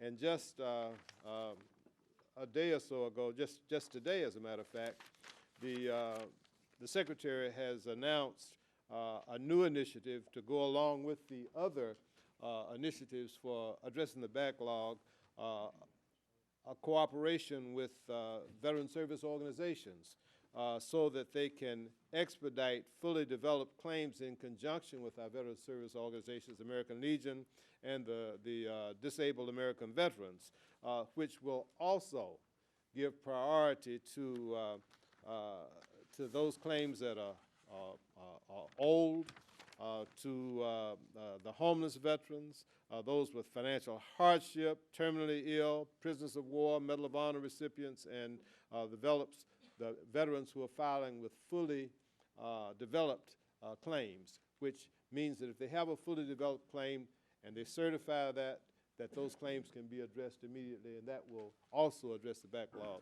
So while I certainly agree with the gentleman, we are trying to do everything that we can to expedite the reduction and the elimination of these backlogs. Mr. Farr. Chairman, I rise in opposition. I think it's well-intended up to a point, but if you really try to figure out what the problem, let's dock the computers. You're moving, I mean, to penalize the people that are trying to process these claims, and obviously a lot of pressure has been put on them, and I represent in Barbara Lee's community, the Oakland office is the worst in the nation, and we visited it. But I think just giving this signal that you're going to dock the employees their pay is just the wrong signal. I mean, what happens, if you really want to get mad, get Department of Defense, because they hold the medical records. That's where the injury occurred while they were on active duty. And now they're claiming, as I stated, about 25 different causes of injuries that they've had. Those records are not compatible with the VA's records. And to get all that done, the Secretary has said, look, if any claim is out there pending over a year old, we're going to settle those right now. We're going to settle them and pay them. So I think that we're on the road to recovery. I think the language that we put in the report is really good. It says the committee finds that the veterans backlog is processing disability compensation claims unacceptable. Although all through the years, the committee has fully funded the President's budget request for additional staffing and increased information technology funding for the Veterans Benefits Management System. The claims backlog continues to grow. The committee understands the VA believes the agency will be able to process claims within 125 days by 2015 when it is fully operational. While the committee supports the use of technology to improve, the committee is highly skeptical that the system will be able to, and they put on conditionality on it. So I think that the conditionality you're looking for is much more effective in this language than it would be in your amendment. Is there further discussion? Yes? What we are really trying to do is to we put those in place, and we need time to see if it works. We have metrics in place that will measure whether or not it's working. And of course, we want to continue to work with you. We certainly appreciate the issue that you raised. Will the gentleman yield? Yes, sir. Let me say this. I just want to remind you what happened in the U.S. Senate this year after 4 years of no budget. Senator Mencken and Senator Heller pushed the no budget, no pay, and guess what happened? The Senate, for the first time in 4 years, passed a budget. I think you can get people's attention the very fastest talking about their salary. However, I do appreciate the gentleman's comments and the ranking member and the chairman, and I would ask unanimous consent to withdraw the amendment with the full intention of working this out between now and when the bill comes on the floor and pushing further. I think a stronger voice in the Senate would be. Is there objection to the withdrawal of the amendment? I agree with the gentleman. Hearing none, the amendment is withdrawn. Mr. Moran. Thank you, Mr. Chairman. I rise at an implicit response to Mr. Kingston's amendment. I have an amendment at the desk. Clerk will read. Amendment offered by Mr. Moran of Virginia, page 22, line 10. Must consent the amendment. Without objection, the reading is read. dispensed with. Mr. Chairman, for 3 years now, this committee has frozen federal employee pay. In 2011 and 2012, the President, I think wrongly, requested the pay freeze. Last year, however, this committee purposefully excluded a 1% pay raise as a condition for passing the full-year appropriation bills. I supported the chairman's bills in the hope of avoiding a government shutdown. But to make matters worse for federal employees, the Congress has increased federal employee pension contributions for new hires without a corresponding increase in benefits. That, Mr. Chairman, is nothing more than a pay cut. In total, Congress has reduced federal employee pay and benefits by $114 billion. Per capita, that's nearly $50,000 per employee, far more than any other American has contributed toward deficit reduction. Today, however, the bill before us would extend the pay raise for a 4th consecutive year. It doesn't explicitly prohibit a pay freeze. It simply removes the money to do so, and that's the reason for this amendment. The amendment at the desk would restore the $185 million in salaries and expenses removed by this committee from its covered agencies. I've identified an offset. My amendment would increase the amount the bill rescinds from bid savings, which the committee has appropriately identified for return to the Treasury. It would move it from $1.05 billion to $1.19. The Federal Salary Council issued a report last year finding that federal employees were paid nearly 35% less than employees in similar occupations in the private sector. The study was compiled by experts using data from the Bureau of Labor Statistics. CBO also confirmed that federal employees are some of the most highly educated and highly specialized workers in the country. Employees in highly skilled professions, doctors, lawyers, intelligence analysts, scientists, could earn much more in the private sector but have chosen public service. I understand that some of my colleagues may tout their support of federal employee pay cuts by picturing a general government bureaucrat. But I'd like to, if I could, Mr. Chairman, identify some real people that will be affected by the committee's actions. Chairman Culberson talked about a wounded warrior losing his eyesight. David Volman is a staff ophthalmologist at the Veterans Health Administration in St. Louis, Missouri. For his work improving cataract surgeries for our veterans, landmark work, he's up for a non-monetary award by the Partnership for Public Service. This committee will freeze his pay. Susan Angel is the Executive Director of Homeless Veterans Initiative for the Department of Veterans Affairs. Last year, she shared a non-monetary award with a HUD employee for their work on an interdepartmental program credited with helping reduce the number of homeless veterans by 12% in 1 year. Her pay will be frozen. Matthew Friedman, finally, he's the Executive Director of the National Center for PTSD at the Veterans Administration. He received recognition for his work on behalf of veterans psychologically affected by war and other tragedies. His pay will be frozen. Mr. Chairman, these federal employees are just like us. They have bills to pay, kids to feed and educate, and homes to pay off. We can do better by punishing them with pay and benefit reductions. So I would ask positive consideration of this amendment, Mr. Chairman. I'm hoping perhaps Mr. Wolf would have something to say about this, but I submit the amendment for consideration. Chairman Culberson. Mr. Chairman, I rise in opposition to the amendment because if we were to adopt this amendment, that's an additional $186 million that we would have to find in the bill. And since the manager's amendment is already passed, we rescinded in the manager's amendment. We increased the rescission of funds for military construction in the manager's amendment from $14 million to $89 million. So there's no longer sufficient funding as the gentleman's amendment is drafted to do a rescission to help pay for this. Neither the Army nor the defense-wide account would have sufficient unobligated balances to support this rescission. And of course, our bill is consistent with a government-wide freeze in salary, particularly in light of the terrible deficit and debt that we are facing as a nation. I deeply appreciate the service of our men and women in civil service working throughout the federal government, but I must urge the committee to oppose the amendment because the money is simply not there. Mr. Bishop. Mr. Chairman, I want to stand in support of the gentleman's amendment.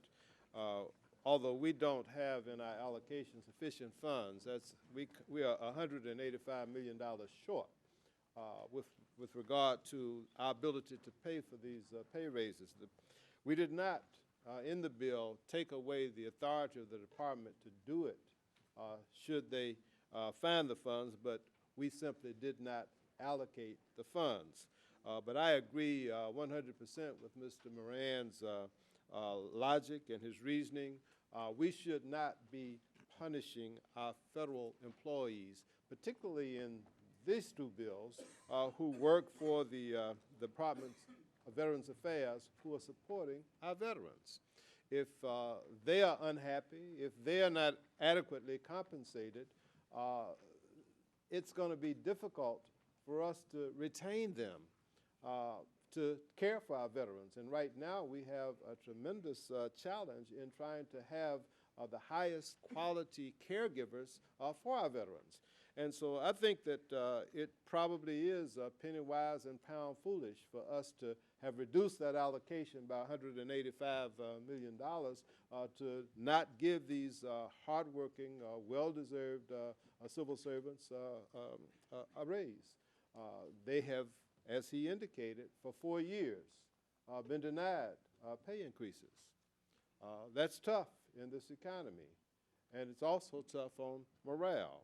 So I certainly empathize with the gentleman's amendment, and I certainly would be inclined to support it. I don't know if he's going to push it, but in the event that he does, if he withdraws it, we certainly would like to work, and we have a discussion coming up in a few minutes about the inadequacy of the 302B allocation, which I think we will certainly address his concern at that time, along with the ranking member, because we have some very strong feelings about the fact that the 302B allocation was inadequate, and this is one instance, and there are many other instances in the 9 other bills that we will be dealing with a little bit later on.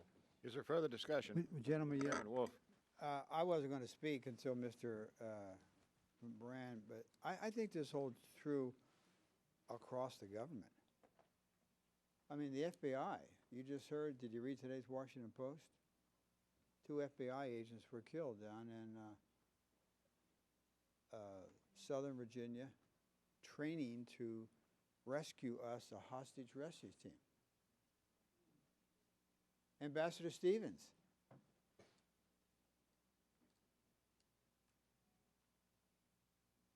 The 4 killed in Benghazi. So what the gentleman from Virginia is saying, well, I mean, not just the VA, but it's the FBI, it's the DEA. We've lost DEA agents, ATF agents. So you know, I thank the gentleman for offering. And frankly, we're just freezing these people, and it's really going to have an impact. And so, you know, I would associate myself with that, but I just say the amendment should be broader. It should cover the whole government. We cannot continue to freeze the salaries of the NIH. Dr. Collins at NIH could leave NIH today and make millions of dollars. He's been he mapped the human genome system. Cancer has been in my family since, like, I mean, and because of the good work that Dr. Collins has done, he has saved thousands of lives. And so, you know, I think what the gentleman said is accurate, but all these, we shouldn't be hitting federal employees in all these bills. I think we have reached the point. Enough is enough, and I yield back to bounce my Is time. there further discussion? Ms. Louie. Yes, thank you, Mr. Chairman, and I too want to thank the gentleman for introducing this amendment. I think it's important to remember that federal employees are just like other Americans. They have families to feed and bills to pay. And when so many civilian employees of the VA are veterans themselves, I do share your concern that freezing their salaries again will place an undue burden on these veterans and their families. So I really thank you, Mr. Moran, for introducing this amendment and prompting us to all think about this very important issue. Thank you. Is there further discussion? If not, Mr. Moran is recognized to close. Mr. Chairman. Chairman Culberson and Ranking Member Bishop and their staffs are terrific in working with us. And this is a bill that can pass with bipartisan support. I don't really want to push for a divisive vote, but I would ask the chairman if adding money for what was called bid savings he doesn't feel is appropriate, if he would look for other alternative ways of financing this as the appropriations process in this bill moves forward. And if he would look for something like that, I would withdraw the amendment so we would not take a roll call vote on it. I appreciate very much the gentleman's amendment and your intent, and recognize as my good friend Frank Wolf has said, that the people who serve the federal government in civilian positions have had their pay frozen for a long time, and they sacrifice a great deal. But we're facing record debt and record deficit, and I think a pay freeze is appropriate. And there simply is not the money in this bill, the way your amendment is drafted, for us to fund this. And so I cannot support the amendment, and if I could ask the gentleman to either. I think we have some grassroots support here for actually taking a vote, Mr. Chairman. So I guess we will take a vote then on it. Time for debate has expired. The question is on the amendment offered by the gentleman from Virginia, Mr. Moran. All in favor say aye. Aye. All opposed say no. No. The noes seem to have it. The noes have it. The amendment is not agreed to. Mr. Chairman, I'll ask for a roll call vote. Roll call vote is requested. Is there sufficient support for such? There is, and the clerk shall call the roll. Mr. Adderholt? Mr. Adderholt, no. Mr. Alexander? Mr. Alexander, no. Mr. Bishop? Yes. Mr. Bishop, aye. Mr. Bonner? Mr. Bonner, no. Mr. Calvert? Mr. Calvert? Mr. Calvert, no. Mr. Carter? Mr. Carter, no. Mr. Cole? Mr. Crenshaw?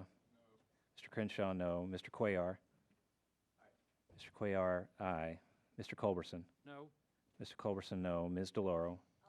Ms. DeLauro, aye. Mr. Dent? Mr. Dent, no. Mr. Diaz-Balart? Mr. Farr? Mr. Farr, aye. Mr. Fatah? Mr. Fatah, aye. Mr. Fleischman? Mr. Fleischman, no. Mr. Fortenberry? Mr. Fortenberry, no. Mr. Frelinghuysen? Mr. Frelinghuysen, no. Ms. Granger? Ms. Granger, no. Mr. Graves? Mr. Graves, no. Dr. Harris? Dr. Harris, no. Ms. Herrera Butler? Mr. Honda? Mr. Honda, aye. Mr. Joyce? Mr. Joyce, no. Ms. Capter? Aye. Ms. Capter, aye. Mr. Kingston? Mr. Kingston, no. Mr. Latham? Mr. Latham, no. Ms. Lee? Ms. Lee, aye. Mrs. Lowy? Aye. Mrs. Lowy, aye. Ms. McCollum? Ms. McCollum, aye. Mr. Moran?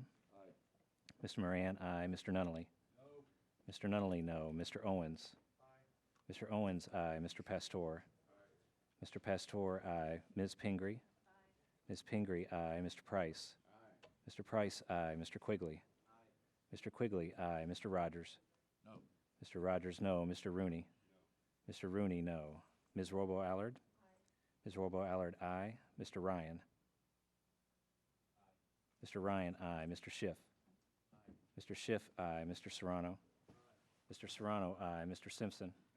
Mr. Simpson, no. Mr. Valadeo?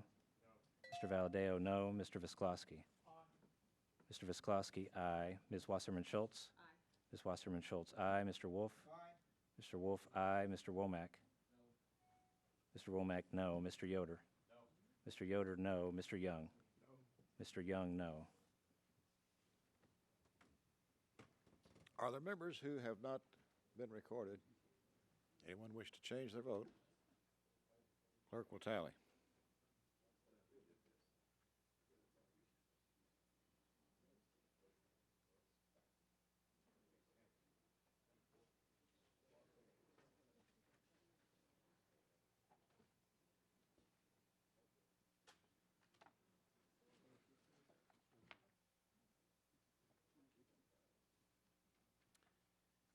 On this motion, the yeas are 23, the nays are 25. The amendment is not agreed to. Are there further amendments? Ms. DeLauro. Thank you very much, Mr. Chairman. I have an amendment at the desk. Clerk will report.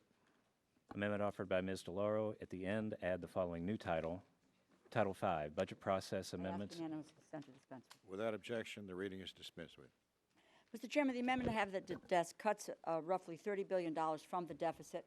It replaces the deep and indiscriminate across-the-board sequestration cuts, and as the chairman pointed out, that should be replaced. It would replace those cuts for fiscal years 2013, 2014, with a more balanced, targeted, common-sense approach to the budget. It reverses the failed policies the majority has pushed and is continuing to push in this committee.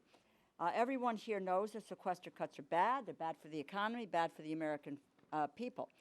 A nonpartisan Congressional Budget Office estimated they will cost 750,000 jobs this year alone. Federal Reserve Chairman Ben Bernanke has argued they will slow down the economic recovery and cause less rather than more deficit reduction, which is why 70% of the National Association for Business Economics and 350 economists signed a statement in opposition. The Congress has already voted on a bipartisan basis to exempt the FAA from these disastrous cuts, a recognition of the severe damage that sequestration is causing. The impact on airport travel is only the beginning. If we do not act to replace the sequester, 800,000 national security civilian employees will be furloughed. Small businesses will lose up to $900 million in guaranteed SBA loans. Thousands of educators will be laid off, and despite roughly 12 million unemployed, people across the country in need of job training will be turned away. 20,000 jobs, $3 billion in economic activity will be lost because of the cuts to life-saving medical research. Dr. Francis Collins is trying to deal with life-saving medical research, and this institution is thwarting that effort. Thousands of cancer patients will be turned away by clinics because of cuts to Medicare provider payments. 4 million fewer meals will be given to low-income seniors. 70,000 children will lose access to Head Start. I could go on, and that's just for this fiscal year. It will be compounded for the next fiscal year. The across-the-board cuts are not responsible budgeting. We know that unemployment is unacceptably high. We know that the deficit estimates have decreased dramatically, $200 billion in the last 3 months alone. If we allow the sequestration cuts to remain in effect, we will be causing more job losses, less economic growth, and less deficit reduction. It's not the right way forward. What my amendment does is replaces sequestration with a balanced approach to budgeting. Instead of dramatically further slashing vital programs already cut in this year and future years, it replaces the $150 billion sequester with $181 billion in spending cuts and tax savings. It also would cut the deficit by roughly $30 billion. Instead of hurting small businesses and the most vulnerable families in America, it takes steps to ensure that millionaires are paying the same effective tax rate as hardworking middle-class families. And as I said, it cuts roughly $30 billion more from the deficit. I urge my colleagues to support this amendment, prevent the disastrous impact of sequestration, move us forward with a balanced approach, because it is, in fact, what the American people expect from all of us.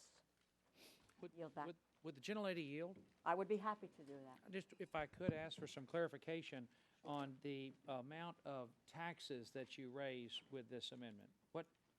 How many billions of dollars in tax increases are contained within this amendment? Well, this is the way it breaks down, okay? Just so that you have it. It's $181 billion in spending cuts and tax savings.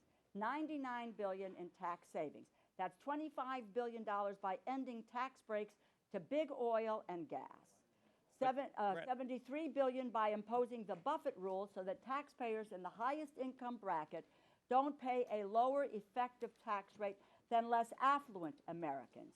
And $83 billion in spending cuts by eliminating direct payments to farmers and by reducing defense caps. And the reduction in defense caps would begin in 2017, and it just constrains defense spending by ramping down the rate of growth in the budget caps. Thank you.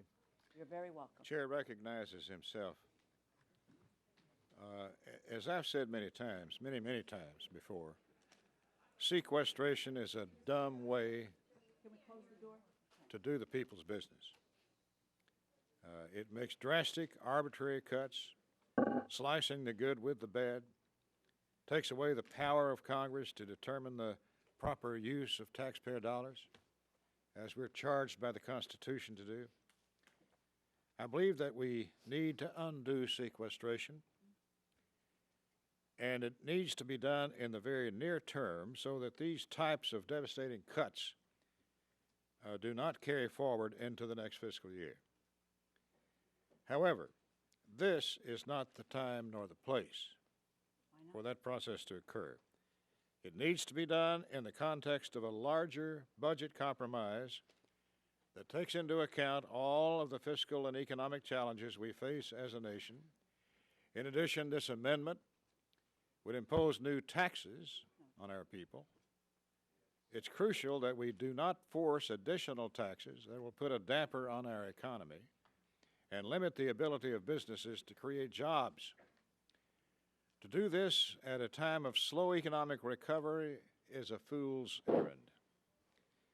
While we await a budget compromise by the appropriate authorities, it's imperative that we move forward with the people's business and get our work done.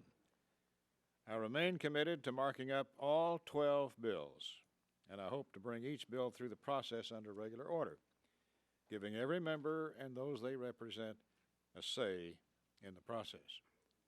So I oppose the gentlelady's amendment. While I agree that sequestration needs to be dealt with ASAP, this is the wrong time, wrong place, wrong solution Will the chairman, to our fiscal challenges. will the chairman yield? I'll be happy to. Just one or 2 points, Mr. Chairman, and I appreciate your comments, but I believe it was my first question is, if not now, when do we do this? Because there are real serious implications with regard to sequestration as it affects the appropriations process. Witness what's happened with the level of cuts in some of the subcommittees and holding firm or increasing the numbers elsewhere. Second, it was, I believe, the Speaker of the House, Mr. Boehner, who once offered $800 billion in tax reform. I yielded so that the gentlelady could ask a question, not make a speech. I'll withdraw my my question is, if not now, when? And should we, in fact, do what the Speaker of the House said we ought to do several months ago, and that's look at the $800 billion that he believed we could get from tax reform? And we have very good examples of tax reform right here. It was the Speaker who talked about. Well, the gentlelady knows that the budget committees of both the House and Senate are the ones who are driving this ship, and we don't have a say-so in it. It's not our prerogative to work a deal with the Senate or the White House or anyone else.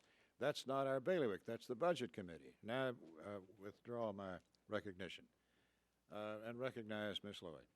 Mr. Chairman, I rise in support of Mrs. DeLauro's amendment. We all know that sequestration is terrible policy. It will cost 750,000 jobs, slow economic growth.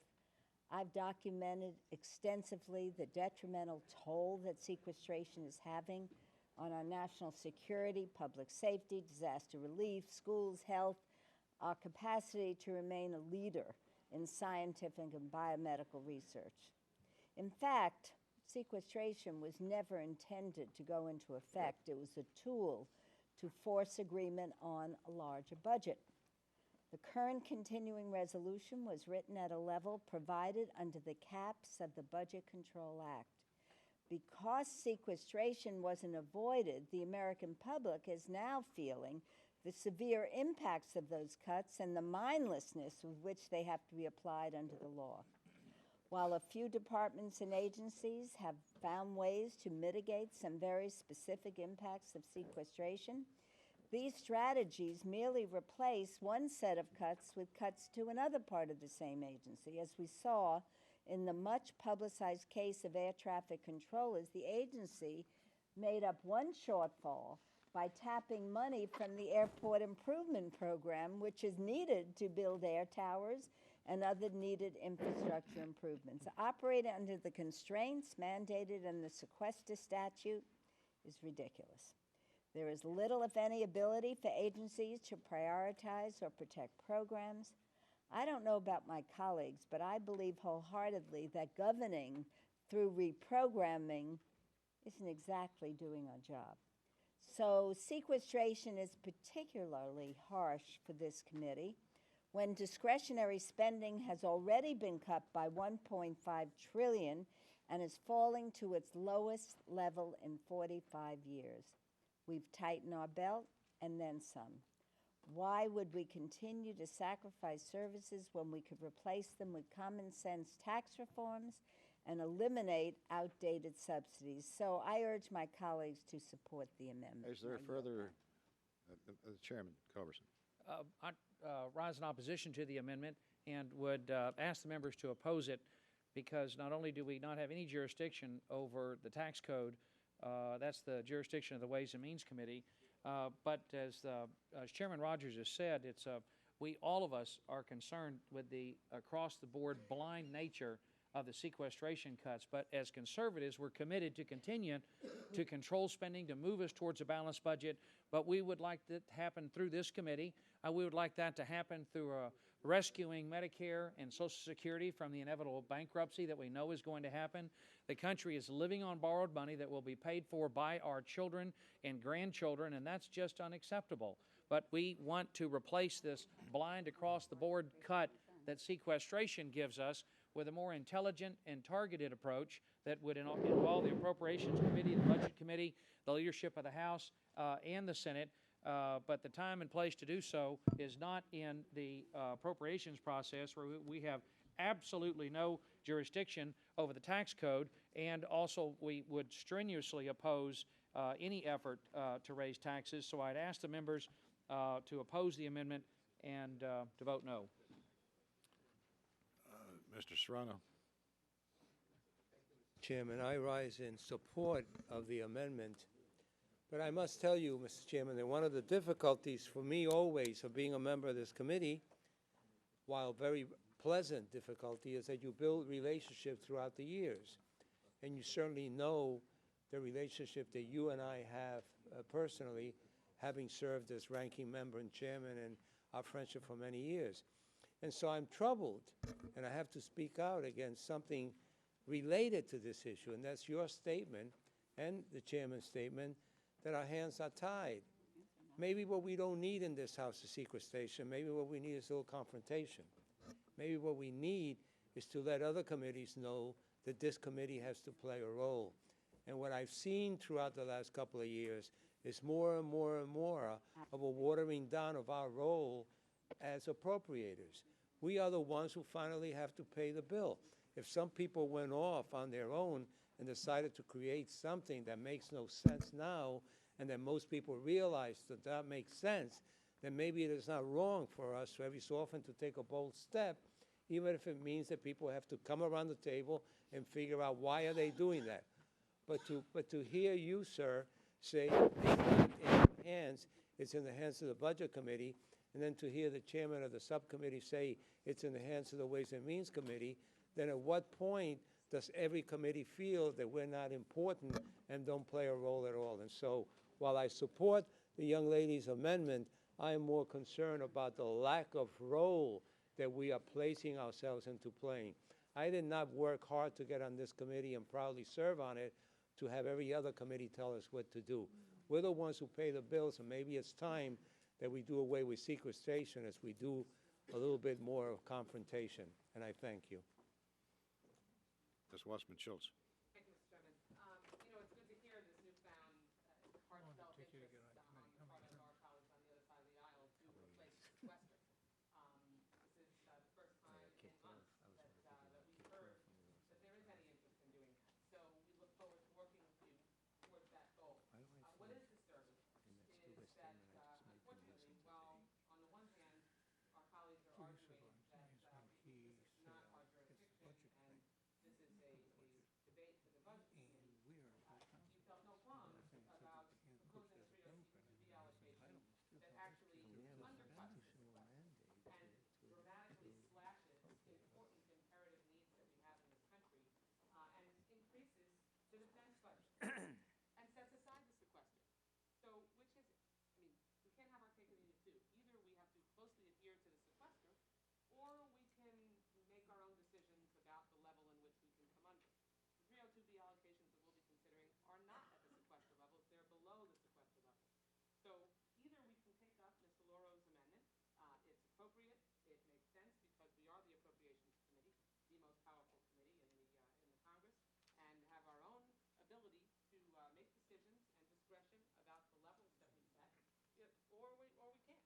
In the 302B proposed allocations, it appears that we're making a decision that we can. We don't have an adopted budget. We have a budget that was only passed by the House of Representatives. So it should be one or the other, but we are very pleased to see that our friends on the other side of the aisle do acknowledge that the sequester is inappropriate. Why their response is an even more draconian cut than the sequester is currently providing is really a strong message that we send to the American people and our working families in the middle class. Would the gentlelady yield? Is the gentlelady aware that under the House rules, appropriations bills cannot be brought to the floor unless they comply with a budget resolution passed by the House? I am aware of that. And I'm also aware that we absolutely have the jurisdiction and the responsibility to make sure that as the Appropriations Committee, that we adopt allocations that are responsible. The Republican budget that we passed off the House floor is not responsible. It is also below the sequester and isn't something, and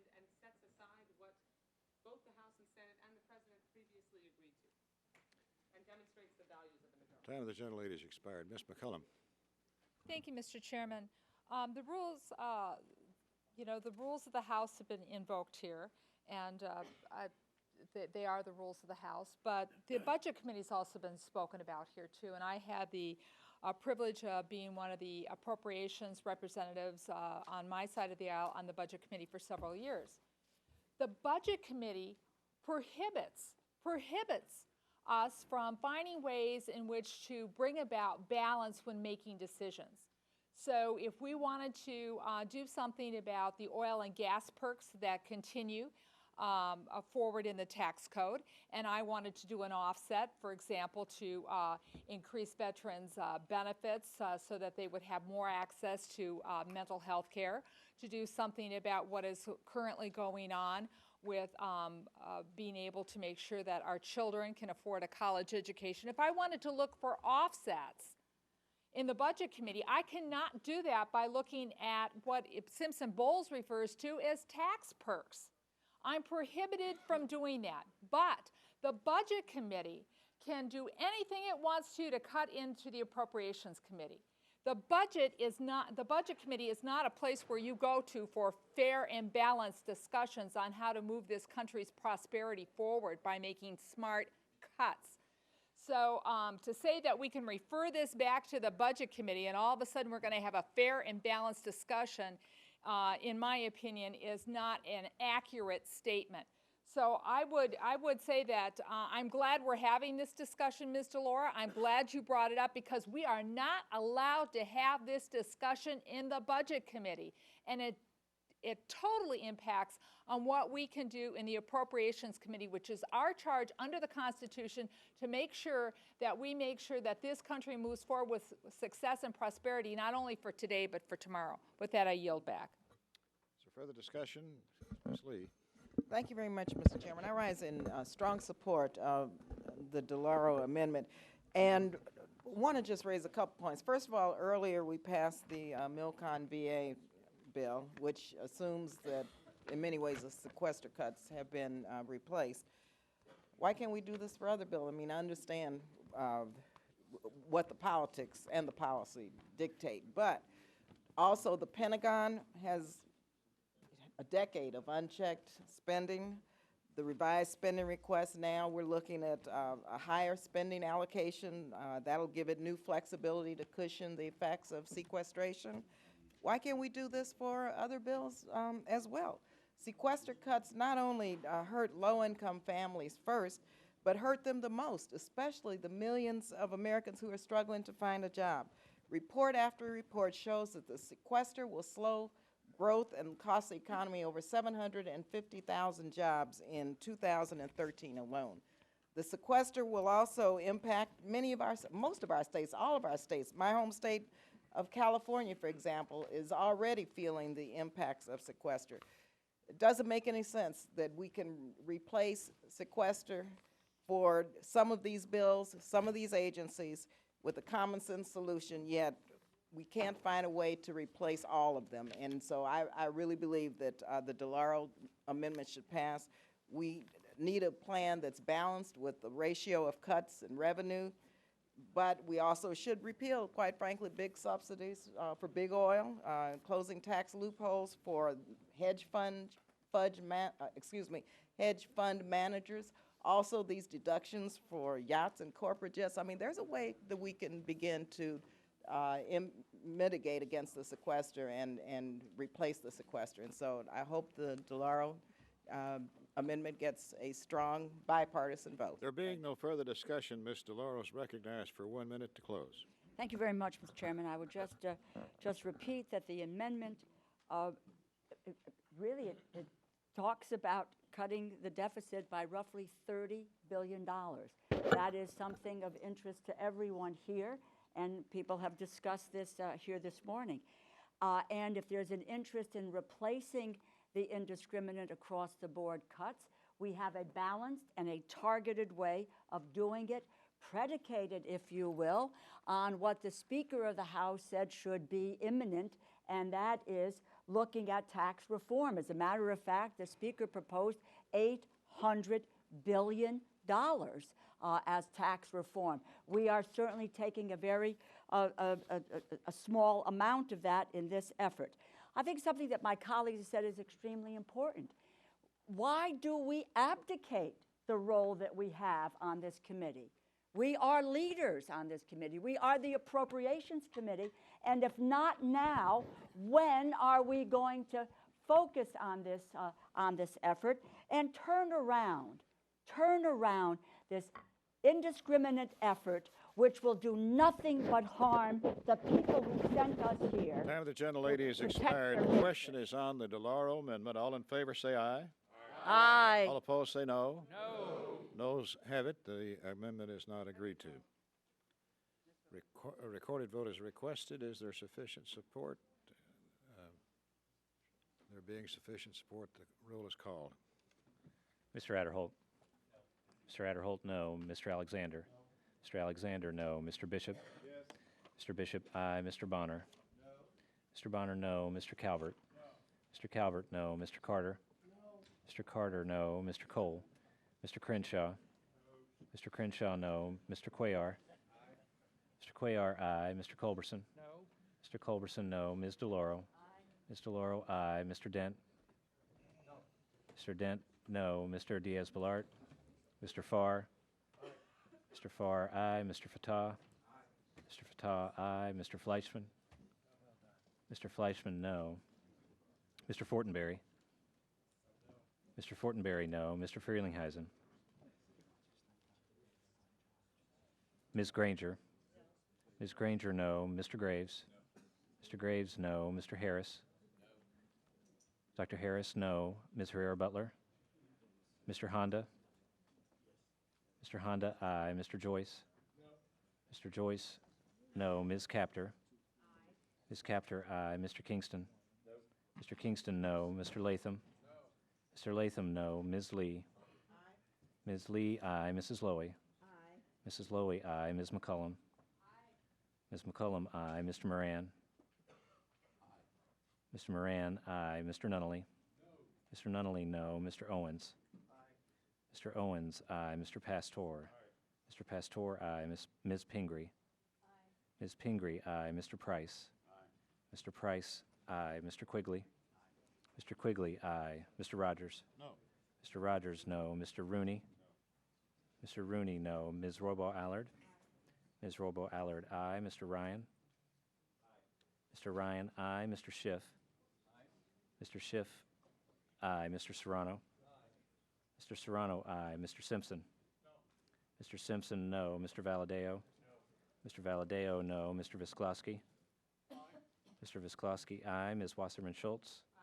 Ms. Wasserman Schultz, aye. Mr. Wolf? No. Mr. Wolf, no. Mr. Womack? No. Mr. Womack, no. Mr. Yoder? No. Mr. Yoder, no. Mr. Young? No. Mr. Young, no. Gentleman is not recorded. Mr. Frelinghuysen, no. Are there other members who are not recorded? Anyone wish to change their vote? Clerk will tally.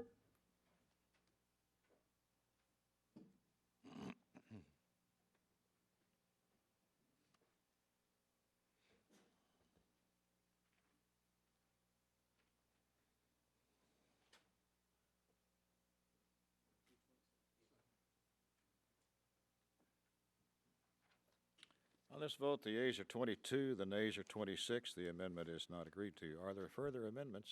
Hearing none, Mr. Young is recognized for a motion. Mr. Chairman, I move to favorably report the Military Construction and Veterans Affairs Appropriations Bill for fiscal year 2014 to the House. You've heard the motion. All in favor say aye. Aye. And the noes will say no. And the amendment is agreed to.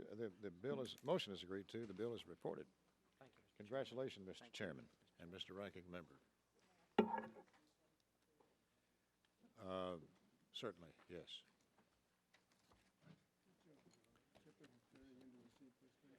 The last order of business is the report on the 302Bs, allocating the amount provided in the budget resolution to the subcommittees. Mr. Chairman, I have a motion at the desk. Gentlelady, the clerk will report. And Mr. Chairman, I ask unanimous consent to dispense with the reading. Reading is dispensed with. Our chairman has mentioned several times in this discussion and in other forums that he would like to replace sequestration with a balanced long-term deficit reduction bill and restore the Appropriations Committee to its rightful place in the Congress. Well, Mr. Chairman, I would like to help you and give an opportunity for you to do this. Mr. Chairman, I'll be brief. I move to postpone consideration of the 302B allocations for 1 month so the House and Senate can conference our budget resolutions. One of the most important decisions will be whether and how to replace sequestration with a balanced, long-term deficit reduction. With an unprecedented disparity between the House and Senate discretionary numbers, the House is $92 billion below both the Senate budget resolution and the President's request. I don't know how the House can realistically proceed, especially, Mr. Chairman, when I know you want to bring all 12 bills to the floor and you are committed to regular order. We shouldn't start down a path that leads to yet another continuing resolution when there's a better option. If the House and Senate turn off sequestration, the two houses can agree on a sensible 302A allocation consistent with the caps in the Budget Control Act. We can follow regular order, which is both necessary given the grave challenges of sequestration and quite possible given both the House and Senate passing their budget resolutions. So I urge a yes vote on this motion. This does not preclude the committee from moving forward on MilCon VA or any of the other bills. While it is traditional to have the 302Bs in place before going to the floor, the Budget Act specifically allows appropriation bills to move after May 15th, and the standing rules of the House preclude increasing overall levels in the bill, even without the individual allocations in place. Now, giving more time for a new 302A and a fix to sequestration will not slow down the committee, so I'm hoping to restore the power to the Appropriations Committee and to deal with a balanced resolution here rather than having to have several bills up front and really destroying the other bills. I would hope we could all vote yes on the motion to postpone. Thank you, Mr. Chairman. Thank the gentlelady. I recognize myself and oppose the gentlelady's motion. As I said earlier, we are hemmed in, our committee. We're currently bound by the law and the Ryan budget and the House rules, which puts our top line allocation at $967 billion. In order to bring any of our bills to the floor,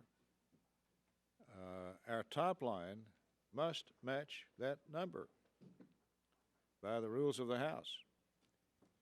So our hands are absolutely tied in this regard, much to my great chagrin. I can't understand why the House Budget Committee and the Senate Budget Committee, as by law they're supposed to do, in a joint resolution, gives this committee a number that we can live with. But our hands are tied. We're hemmed in, fenced in. To accept this motion would be paramount to stopping all of our bills in their tracks, including the first bill we considered today, to fund our troops and our veterans. If this motion should pass, we can't bring any bill, including the military construction VA bill, to the floor of the House under the rules. This bill is currently set to be considered as early as the first week in June, just 2 weeks ago. So, if you want to change things, you've got to either change the rules of the House or you've got to get a budget resolution passed that changes the numbers. Otherwise, we're locked in. And we can't afford to wait on somebody else to act to do what our people set us here to do. And that's to make progress, to move forward, make hard decisions, play the hand we were dealt, and do our duty as members of this committee and members of the House. So I would hope that the members would reject this amendment. Is there further discussion? Yes. Ms. DeLauro. Thank you very much, Mr. Chairman. I want to just try to conjure up in people's memory here that we passed something called the Budget Control Act. Does anybody remember that? It was unanimous, and it was passed so that we could move forward. Our hands are not tied. This is being self-tied. We passed a Budget Control Act, which set the levels, and that Budget Control Act agreement has been abrogated in every single way here. We can't even, having passed a budget in the Senate, passed a budget in the House, the majority has no ability to appoint conferees so that we can move forward with a budget. This is a stonewalling of the process that we are, and these 302B allocations are outrageous. You know, the budgets do reflect our priorities, our responsibilities for the people that we represent. 3 years in a row, the House majority has put forward an allocation that ensures that our government cannot meet even its basic responsibilities to the American people. And I will talk about the labor HHS bill. $35 billion less than total enacted for this year before sequestration, $28 billion below this year's total after sequestration. It accepts deep and harmful cuts, and it multiplies that by 4 in 2014. This is the lowest level of funding here since 2001. Our hands are not tied. Let us untie what we have self-inflicted on ourselves. And I said earlier today that, you know, regular order, if we had dealt with regular order, we would have done the 302B allocations first and then decided to deliberate MilCon. This is out of the order that we have done business here in the past.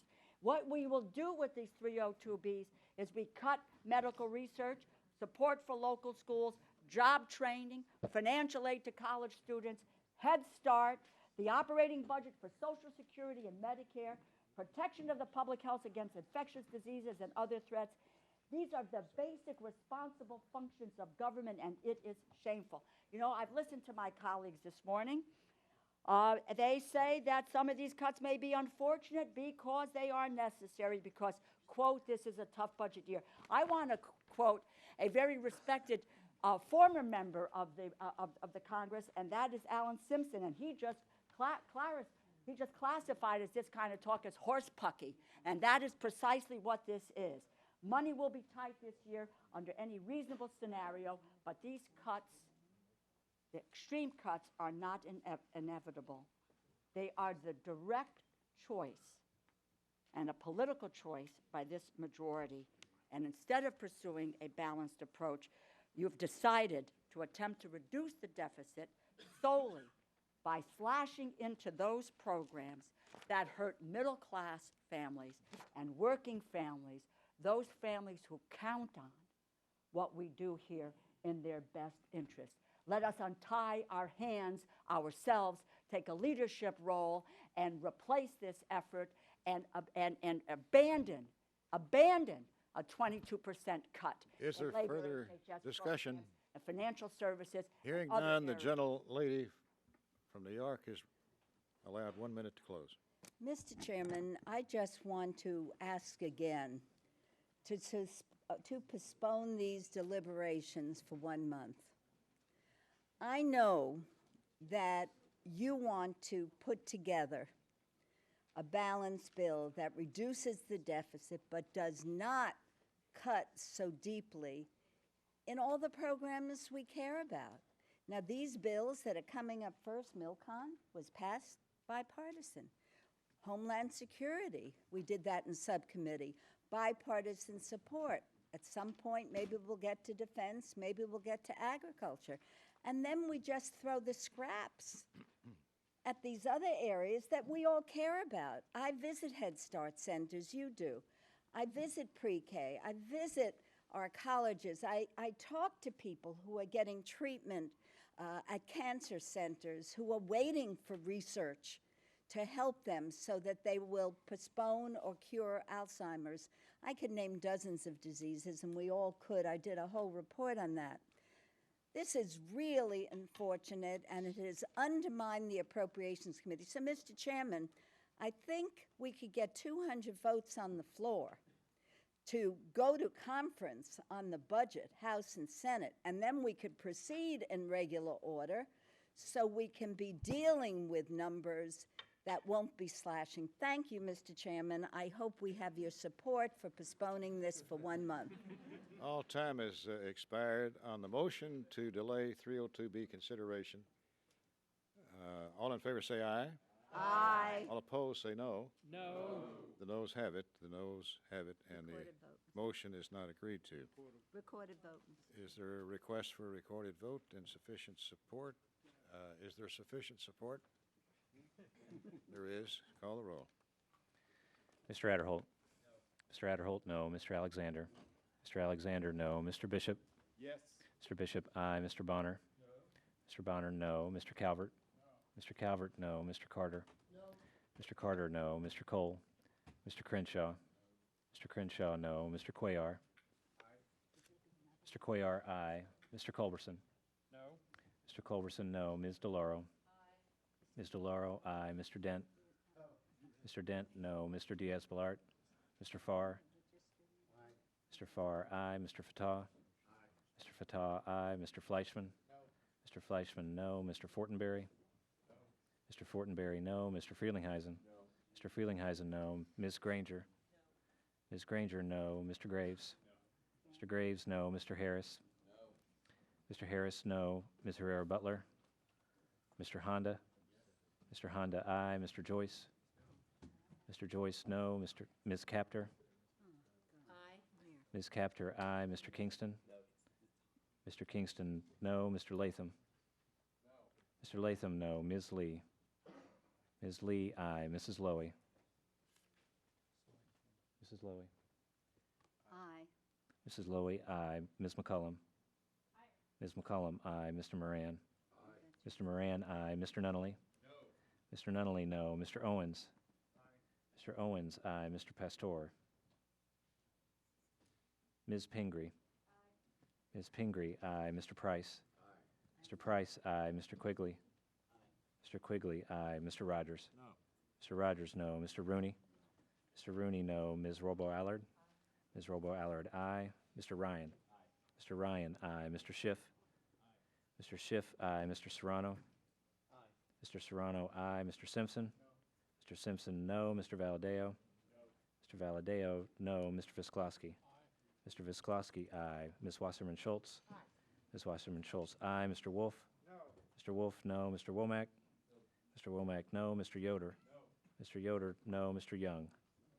Mr. Young, no. Are there members who are not recorded? Mr. Pastor? Gentleman is not recorded. Mr. Pastor, aye. Are there members who wish to change a vote? Clerk will tally.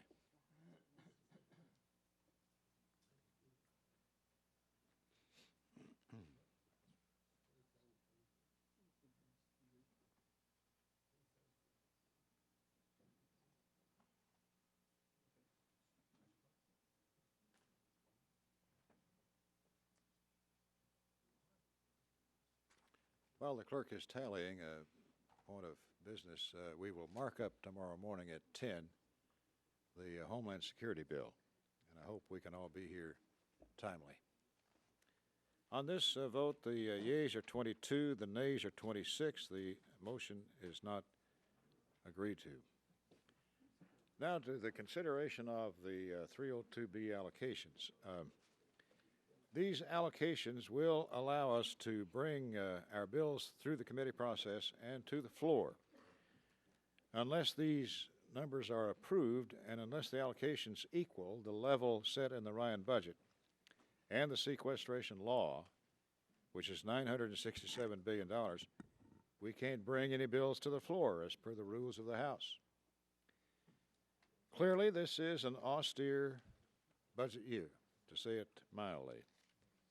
Sequestration is taking a huge toll on discretionary spending, leaving us with this very low top-line number. Yet our hands are tied, and we got to try to make do with the level that we have right now and hope for the best in the future.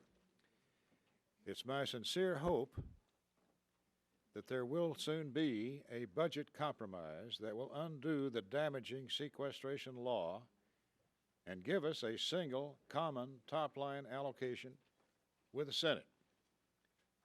However, until that time, we can't sit by the wayside waiting for a deal to be made. The work of our committee takes time and it takes careful effort.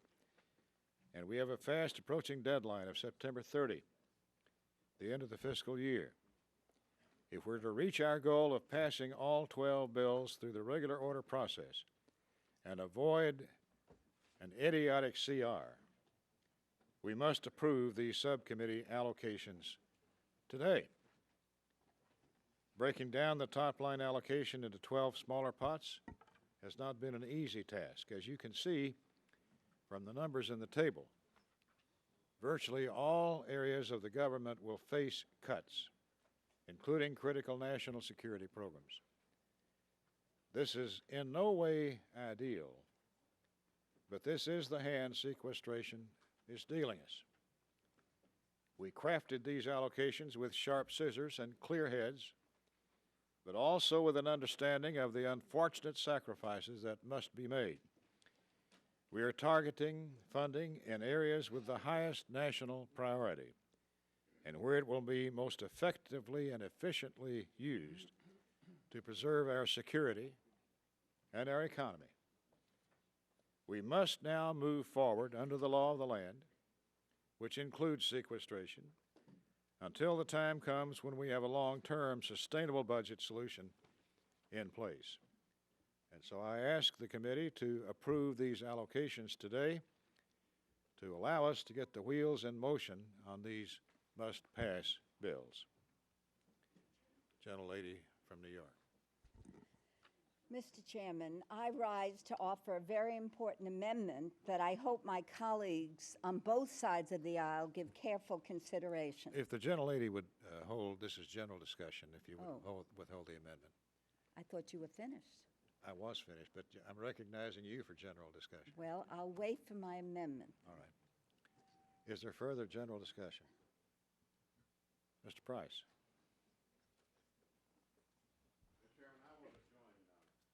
I want to join Ranking Member Lowe and other members of this committee in strongly objecting to the unworkably and irresponsibly low discretionary spending levels provided to this committee by the Ryan budget. The number falls well short of the President's request, falls short of the Senate-passed budget, even falls short of the $1.028 trillion provided to this committee last year. As the ranking member of the Homeland Security Subcommittee, I'm troubled by the majority's decision to double down on sequestration with these spending levels. Sequestration is a self-inflicted wound, unworthy of those who profess to govern, and it's an unmitigated disaster for this country. It needs to be replaced by a comprehensive budget plan that includes tax expenditures and entitlements, which are the real drivers of the deficit. Yet here we are debating 302B allocations that continue and actually compound sequestration's harmful effects. Some corrective has been applied to defense, yes, but the result is to make domestic cuts even worse. I doubt that even the Republican conference would vote for the labor HHS bill at these levels. So what do we have to look forward to? A majority of this committee's bills, most of this committee's bills, will exist only out there in the ether, as we rob Peter to pay Paul in order to pass, for example, barely adequate military construction and homeland security bills. It just can't work. The Republican leadership seems to have decided once again to set up a manufactured default crisis in the fall, perhaps paired with another shutdown crisis. That's neither sound government nor responsible leadership, and the American people are simply sick of it. Our democracy depends on the ability of elected representatives to reach agreement through compromise, yet by adopting the House Republican budget as the basis for our 302B allocations, the majority has made it both more likely that further cuts come on the back of our seniors, the middle class, the poorest among us, and made it less likely that the House and Senate will be able to come to agreement on final fiscal 14 appropriations bills. Now, I'll consider each bill before this subcommittee on its own merits, but I simply cannot support funding levels that slash needed investments and threaten to stall our recovery while stymieing the appropriations process. I urge colleagues to oppose these 302B levels. Mr. Serrano. Thank you, Mr. Chairman. I'd like to join my colleague, Mr. Price, and other members in just giving you a brief overview of how devastating these allocations are. You take, for instance, the Financial Services Subcommittee, which I'm ranking member on. The level of funding is $16.9 billion, which is almost $3 billion less than in fiscal year 2013. And that is after taking into account the effect of the sequester. This funding level is more than $4 billion below the pre-sequester funding level. Agencies in this subcommittee have already been devastated by the sequester. I find it hard to believe that this committee would decide to further indiscriminate cut in really a smart course of action that these cuts would take. I know some of my friends like to think of the budget as a simple math problem, but these cuts will have real-world consequences. Under this funding level, we will have less protection for consumers. We will have less protection against abuses on Wall Street. We will have less support for our nation's small businesses. We will even endanger the constitutional requirements for the judicial branch. If we move forward with this allocation, the financial services appropriations will have to be cut by would have been cut by more than 30% since 2010, and that needs repeating. Since 2010, more than a 30% cut in this subcommittee alone. With this level of a cut, you could completely eliminate, and I know this will make some people happy, the Federal Trade Commission, the Securities and Exchange Commission, the Consumer Product Safety Commission, and appropriated funding for the Small Business Administration, and still not reach the level of cuts required under the 302B allocation. These funding levels are simply not workable. I oppose the proposed allocation, and I support Ranking Member Lowy's attempts at making these changes. Thank you. Mr. Farr. Thank you, Mr. Chairman. I agree with you in your comments that we can't wait for a deal, that you want to avoid a CR. We ought to pass all 12 of our bills that we work so hard to make sure that they're in great shape.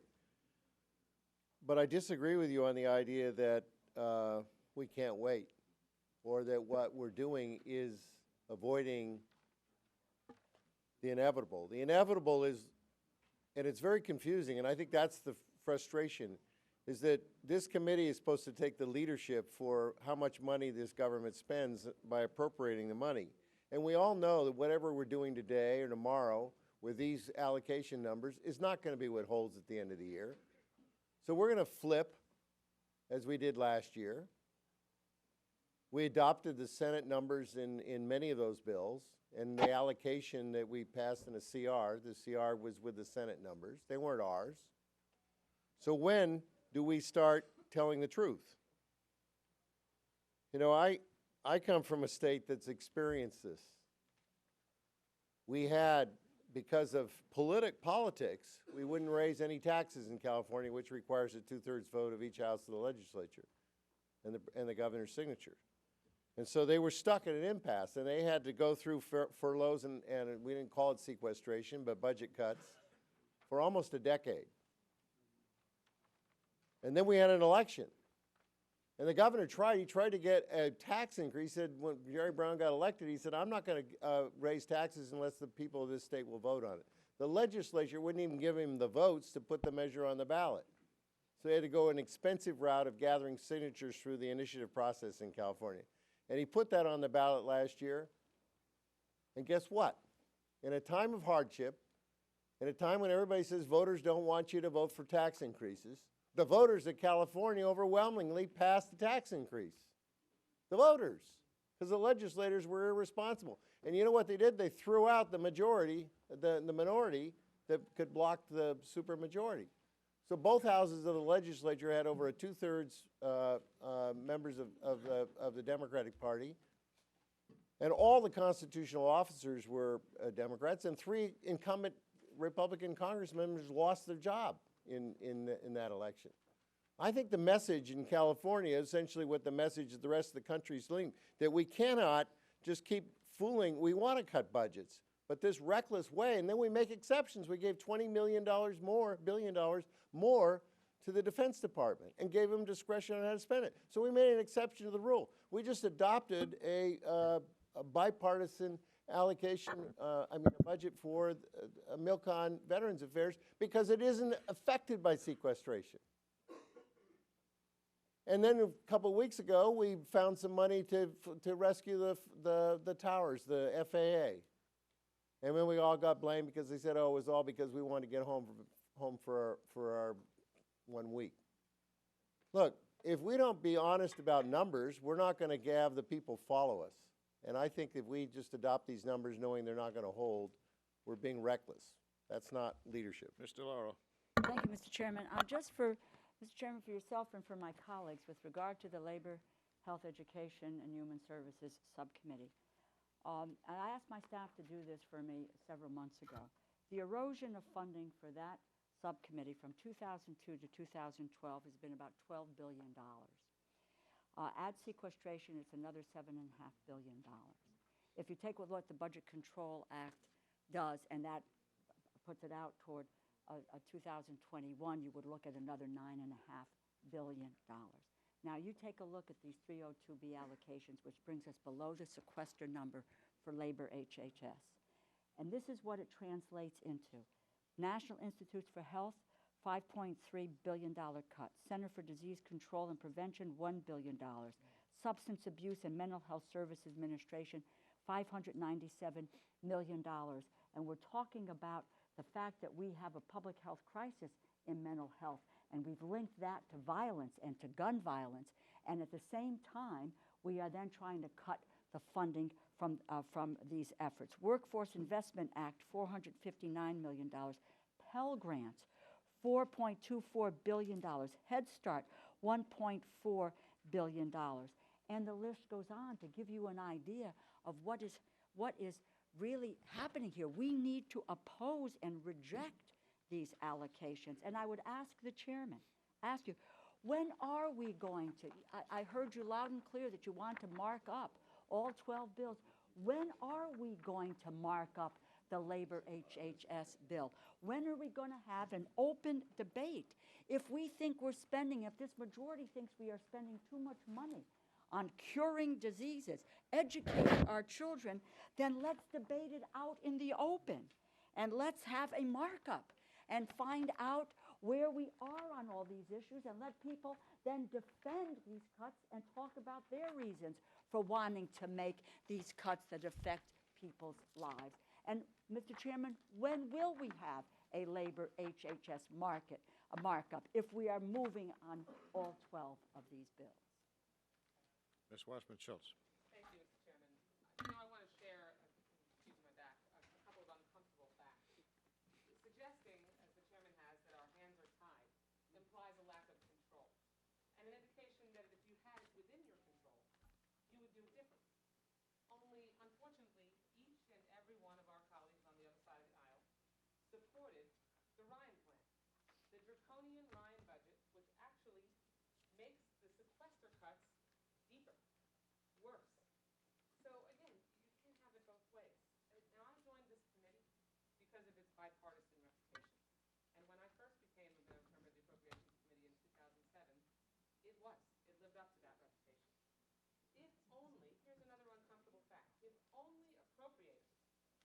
voted against the draconian Ryan budget, it would have gone down to defeat. It strains credulity to suggest that the majority believes the sequester is harmful, and yet unanimously supported the Ryan budget that made those cuts even worse.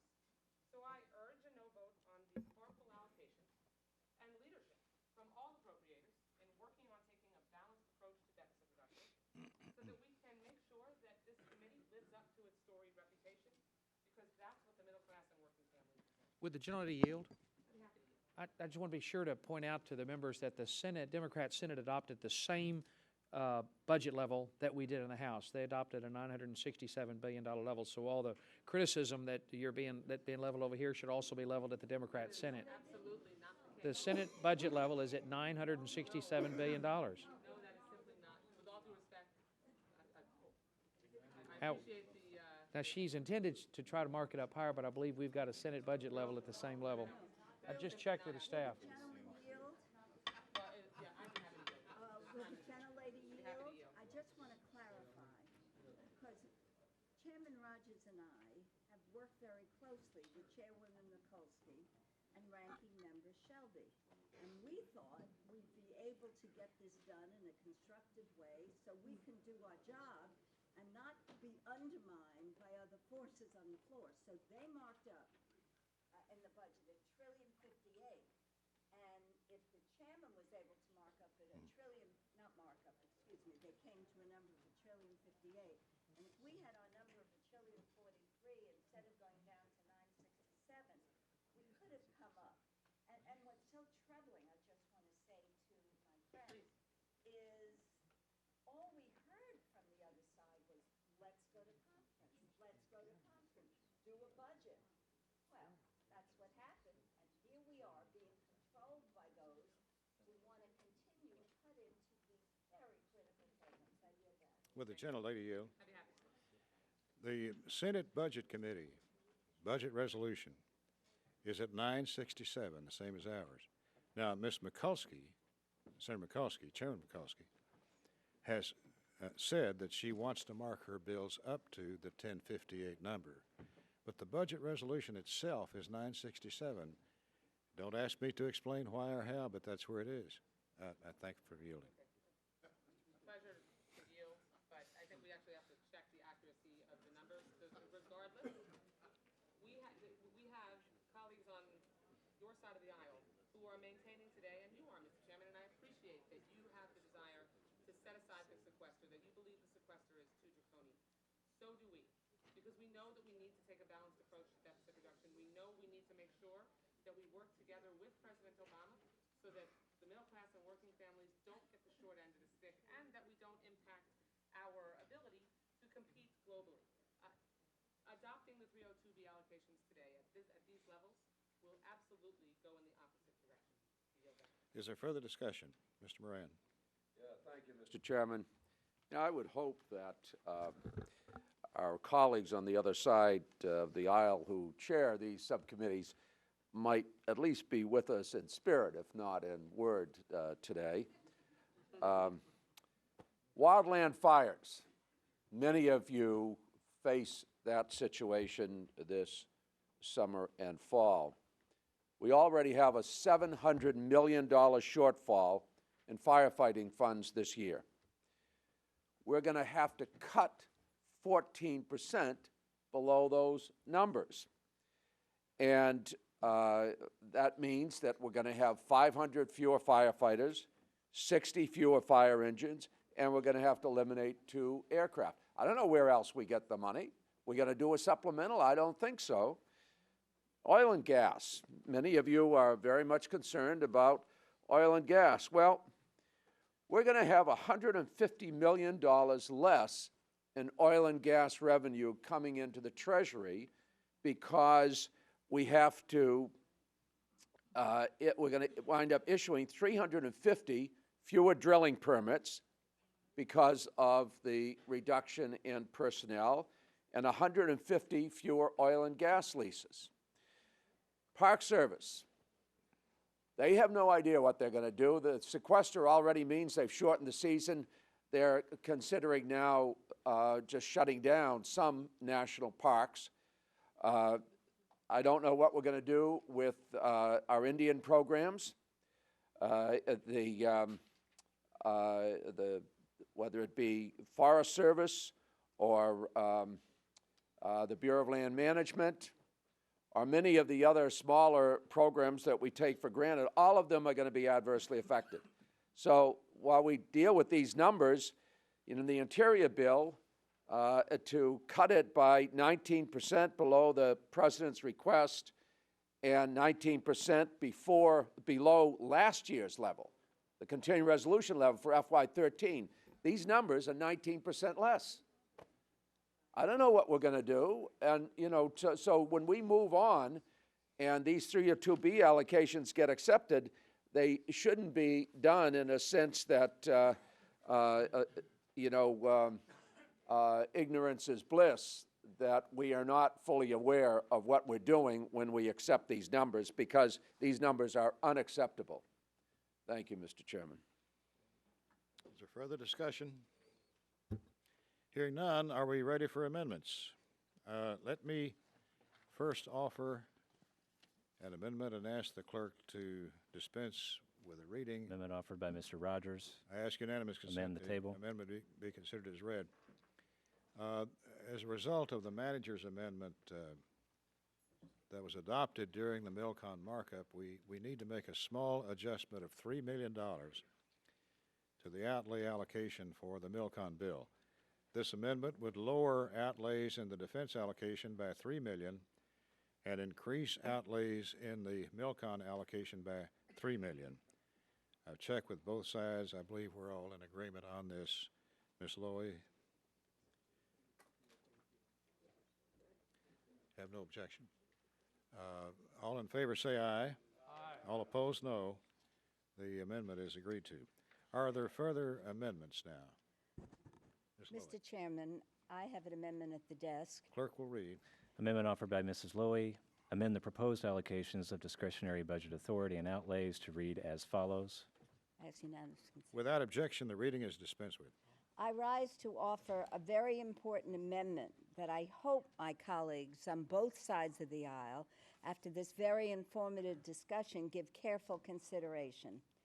My amendment would strike the proposed slate of 302B allocations offered by my good friend Mr. Rogers for fiscal year 2014 and replace them with the total provided to this committee under the Budget Control Act of $1,058,000,000, which was requested by the President and provided under this year's Senate budget resolution.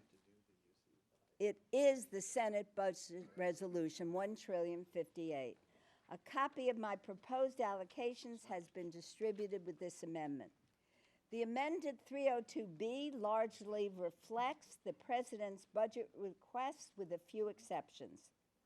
For the Transportation HUD Subcommittee, my alternative rejects the President's underfunding of project-based Section 8 housing and his request to move Amtrak from discretionary to the mandatory side of the budget. Under my amendment, the legislative branch bill would be frozen at last year's enacted level. The amendment would also increase the Interior and Environment allocation to restore the EPA to last year's enacted level, rejecting cuts to EPA's clean and safe drinking water programs.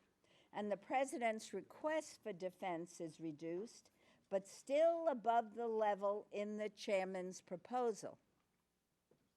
So the defense number is above the level in the Chairman's proposal, with cuts primarily coming from the overseas contingency operations.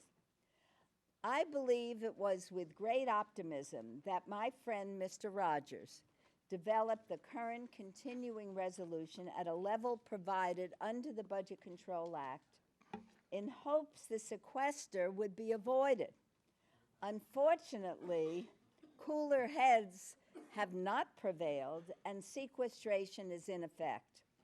I know several of my friends on the other side of the aisle are motivated to seek reduction in government spending.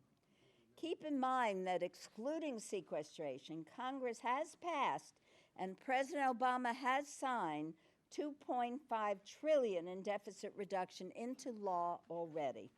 The majority of that savings, $1.5 trillion, is from reductions in discretionary spending, which as a share of the overall economy will fall to the lowest level in 45 years.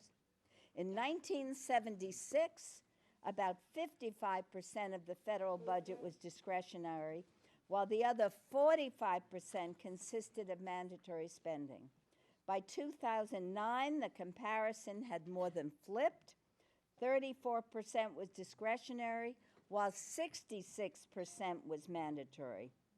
This committee is not driving the deficit, yet sequestration disproportionately hits the discretionary side of the ledger, despite the fact that we were already a shrinking portion of the overall pie.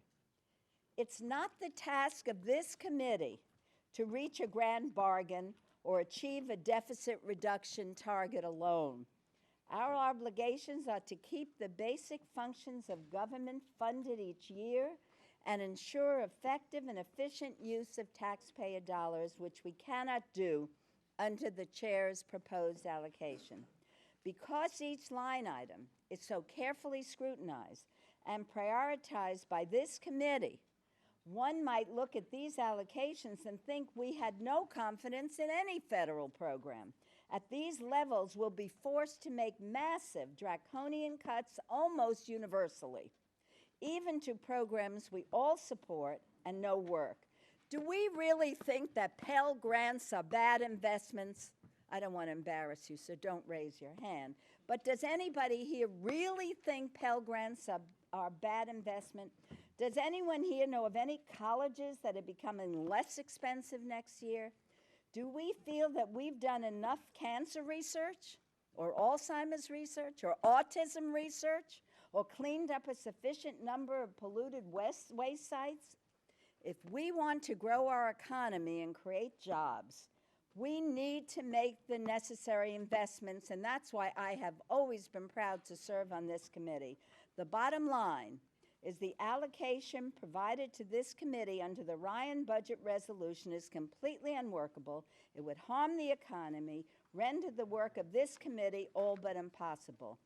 In conclusion, the two bills we've already considered in subcommittee were presented at essentially the president's requested level.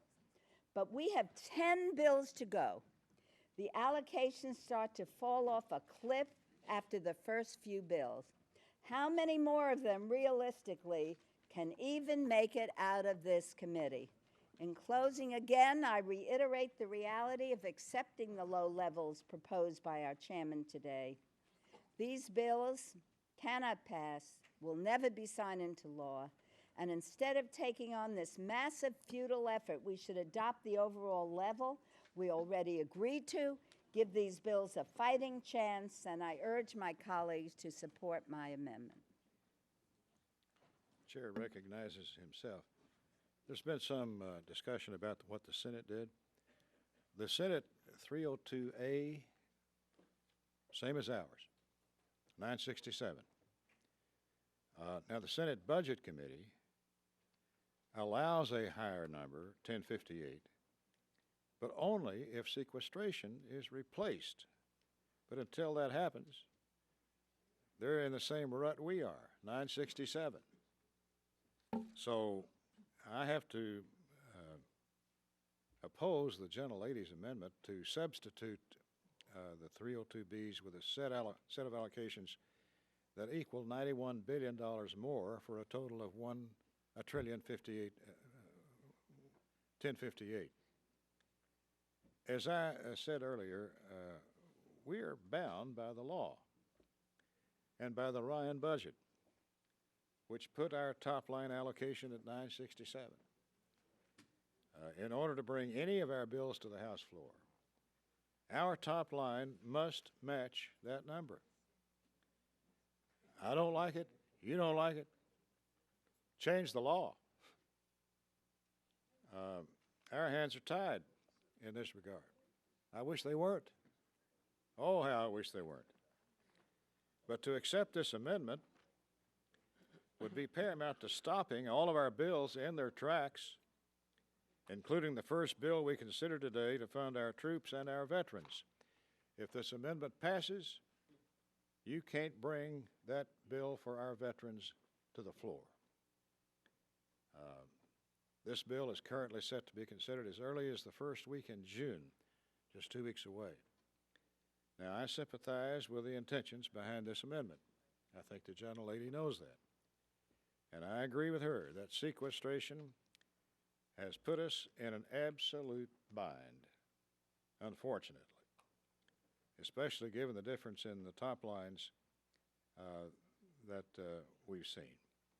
But it's vitally important that we begin to move these bills and make some progress so that at the end of the day, we are ready to complete our work. I don't want to see us go back into another CR where they toss out all of the work that you've done in your subcommittees, 112 hearings so far. A CR scratches all of the work you've done, all of the current judgment on where money should be spent, all of the policy decisions, even riders, are all tossed in the wastebasket like they were last year. And I don't intend to stand by idly and see your work scrapped in a long-term CR. That's just not the way the voters sent us here to do our work. Now, I want to see us progress. Now, it's going to be tough, I know. But along the way, you know, we can make adjustments. The 302Bs are not set in concrete. We can make judgments as we go. Given the straitjacket that we're under, don't make that straitjacket even worse by binding yourselves to a set of numbers that can't be changed. So let's ride along here and get the lay of the land before we make permanent decisions. You hear me? Is there further discussion? Hearing none, the gentlelady is recognized to conclude her presentation. 1 minute. I'd just like to ask for support of all the distinguished members of this Appropriations Committee on both sides of the aisle. As you know in your heart of hearts, what is happening here is just diminishing the authority and the respect of this committee. We're on this committee, and it was always a special place to serve. And frankly, to mark up and to have 302Bs at this level with the hopes, and I respect our distinguished chairman, and I know what you did last year, maybe we can do it this year.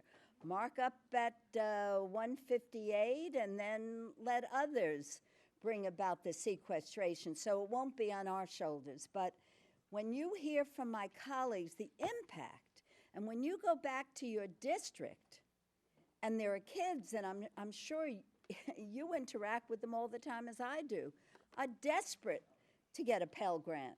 And we're cutting. Parents who need this money. So, Mr. Chairman, I would like to ask support for my amendment. I hope you will all consider it. I hope it will pass, and it could change the nature and the power structure of this Congress. Thank you. On the Lowy amendment, all in favor say aye. Aye. All opposed say no. No. The noes have it. The amendment is not agreed to. Recorded vote is requested. A sufficient number supporting. Clerk will call the roll. Mr. Adderholt. No. Mr. Adderholt, no. Mr. Alexander. No. Mr. Alexander, no. Mr. Bishop. Yes. Mr. Bishop, aye. Mr. Bonner. No. Mr. Bonner, no. Mr. Calvert. No. Mr. Calvert, no. Mr. Carter. No. Mr. Carter, no. Mr. Cole. Mr. Crenshaw. Mr. Crenshaw, no. Mr. Cuellar. Aye. Mr. Cuellar, aye. Mr. Culberson. No. Mr. Culberson, no. Ms. DeLauro. Ms. DeLauro, aye. Mr. Dent. No. Mr. Dent, no. Mr. Diaz-Balart. Mr. Farr. Mr. Farr.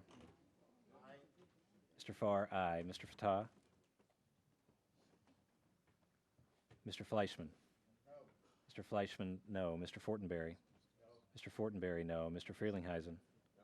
Mr. Frelinghuysen, no. Ms. Granger? Ms. Granger, no. Mr. Graves? Mr. Graves, no. Mr. Harris? Mr. Harris, no. Ms. Herrera Butler? Mr. Honda?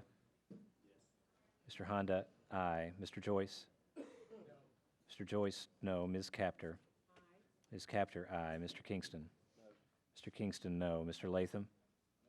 Mr. Latham, no. Ms. Lee? Ms. Lee, aye. Mrs. Lowy? Aye. Mrs. Lowy, aye. Ms. McCullum? Ms. McCullum, aye. Mr. Moran? Mr. Nunnally? Mr. Nunnally, no. Mr. Owens? Mr. Owens, aye. Mr. Pastor?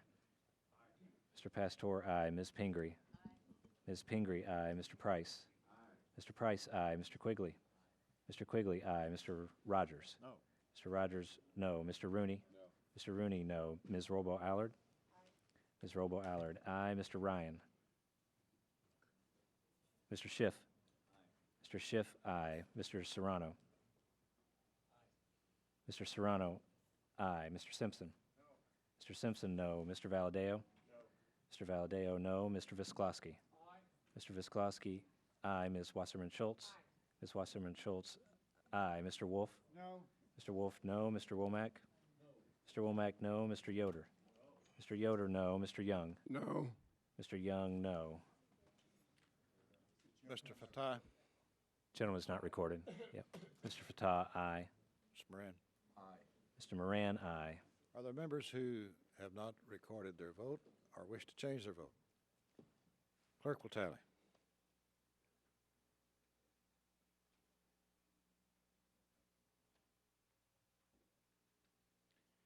While the clerk is tally, you should have received in your office a notice about a social get-together tomorrow night at 5 in this room in honor of Mr. Engley. So all of you are invited and urged to attend. On this motion, the yeas are 21, the nays are 26. The amendment is not agreed to.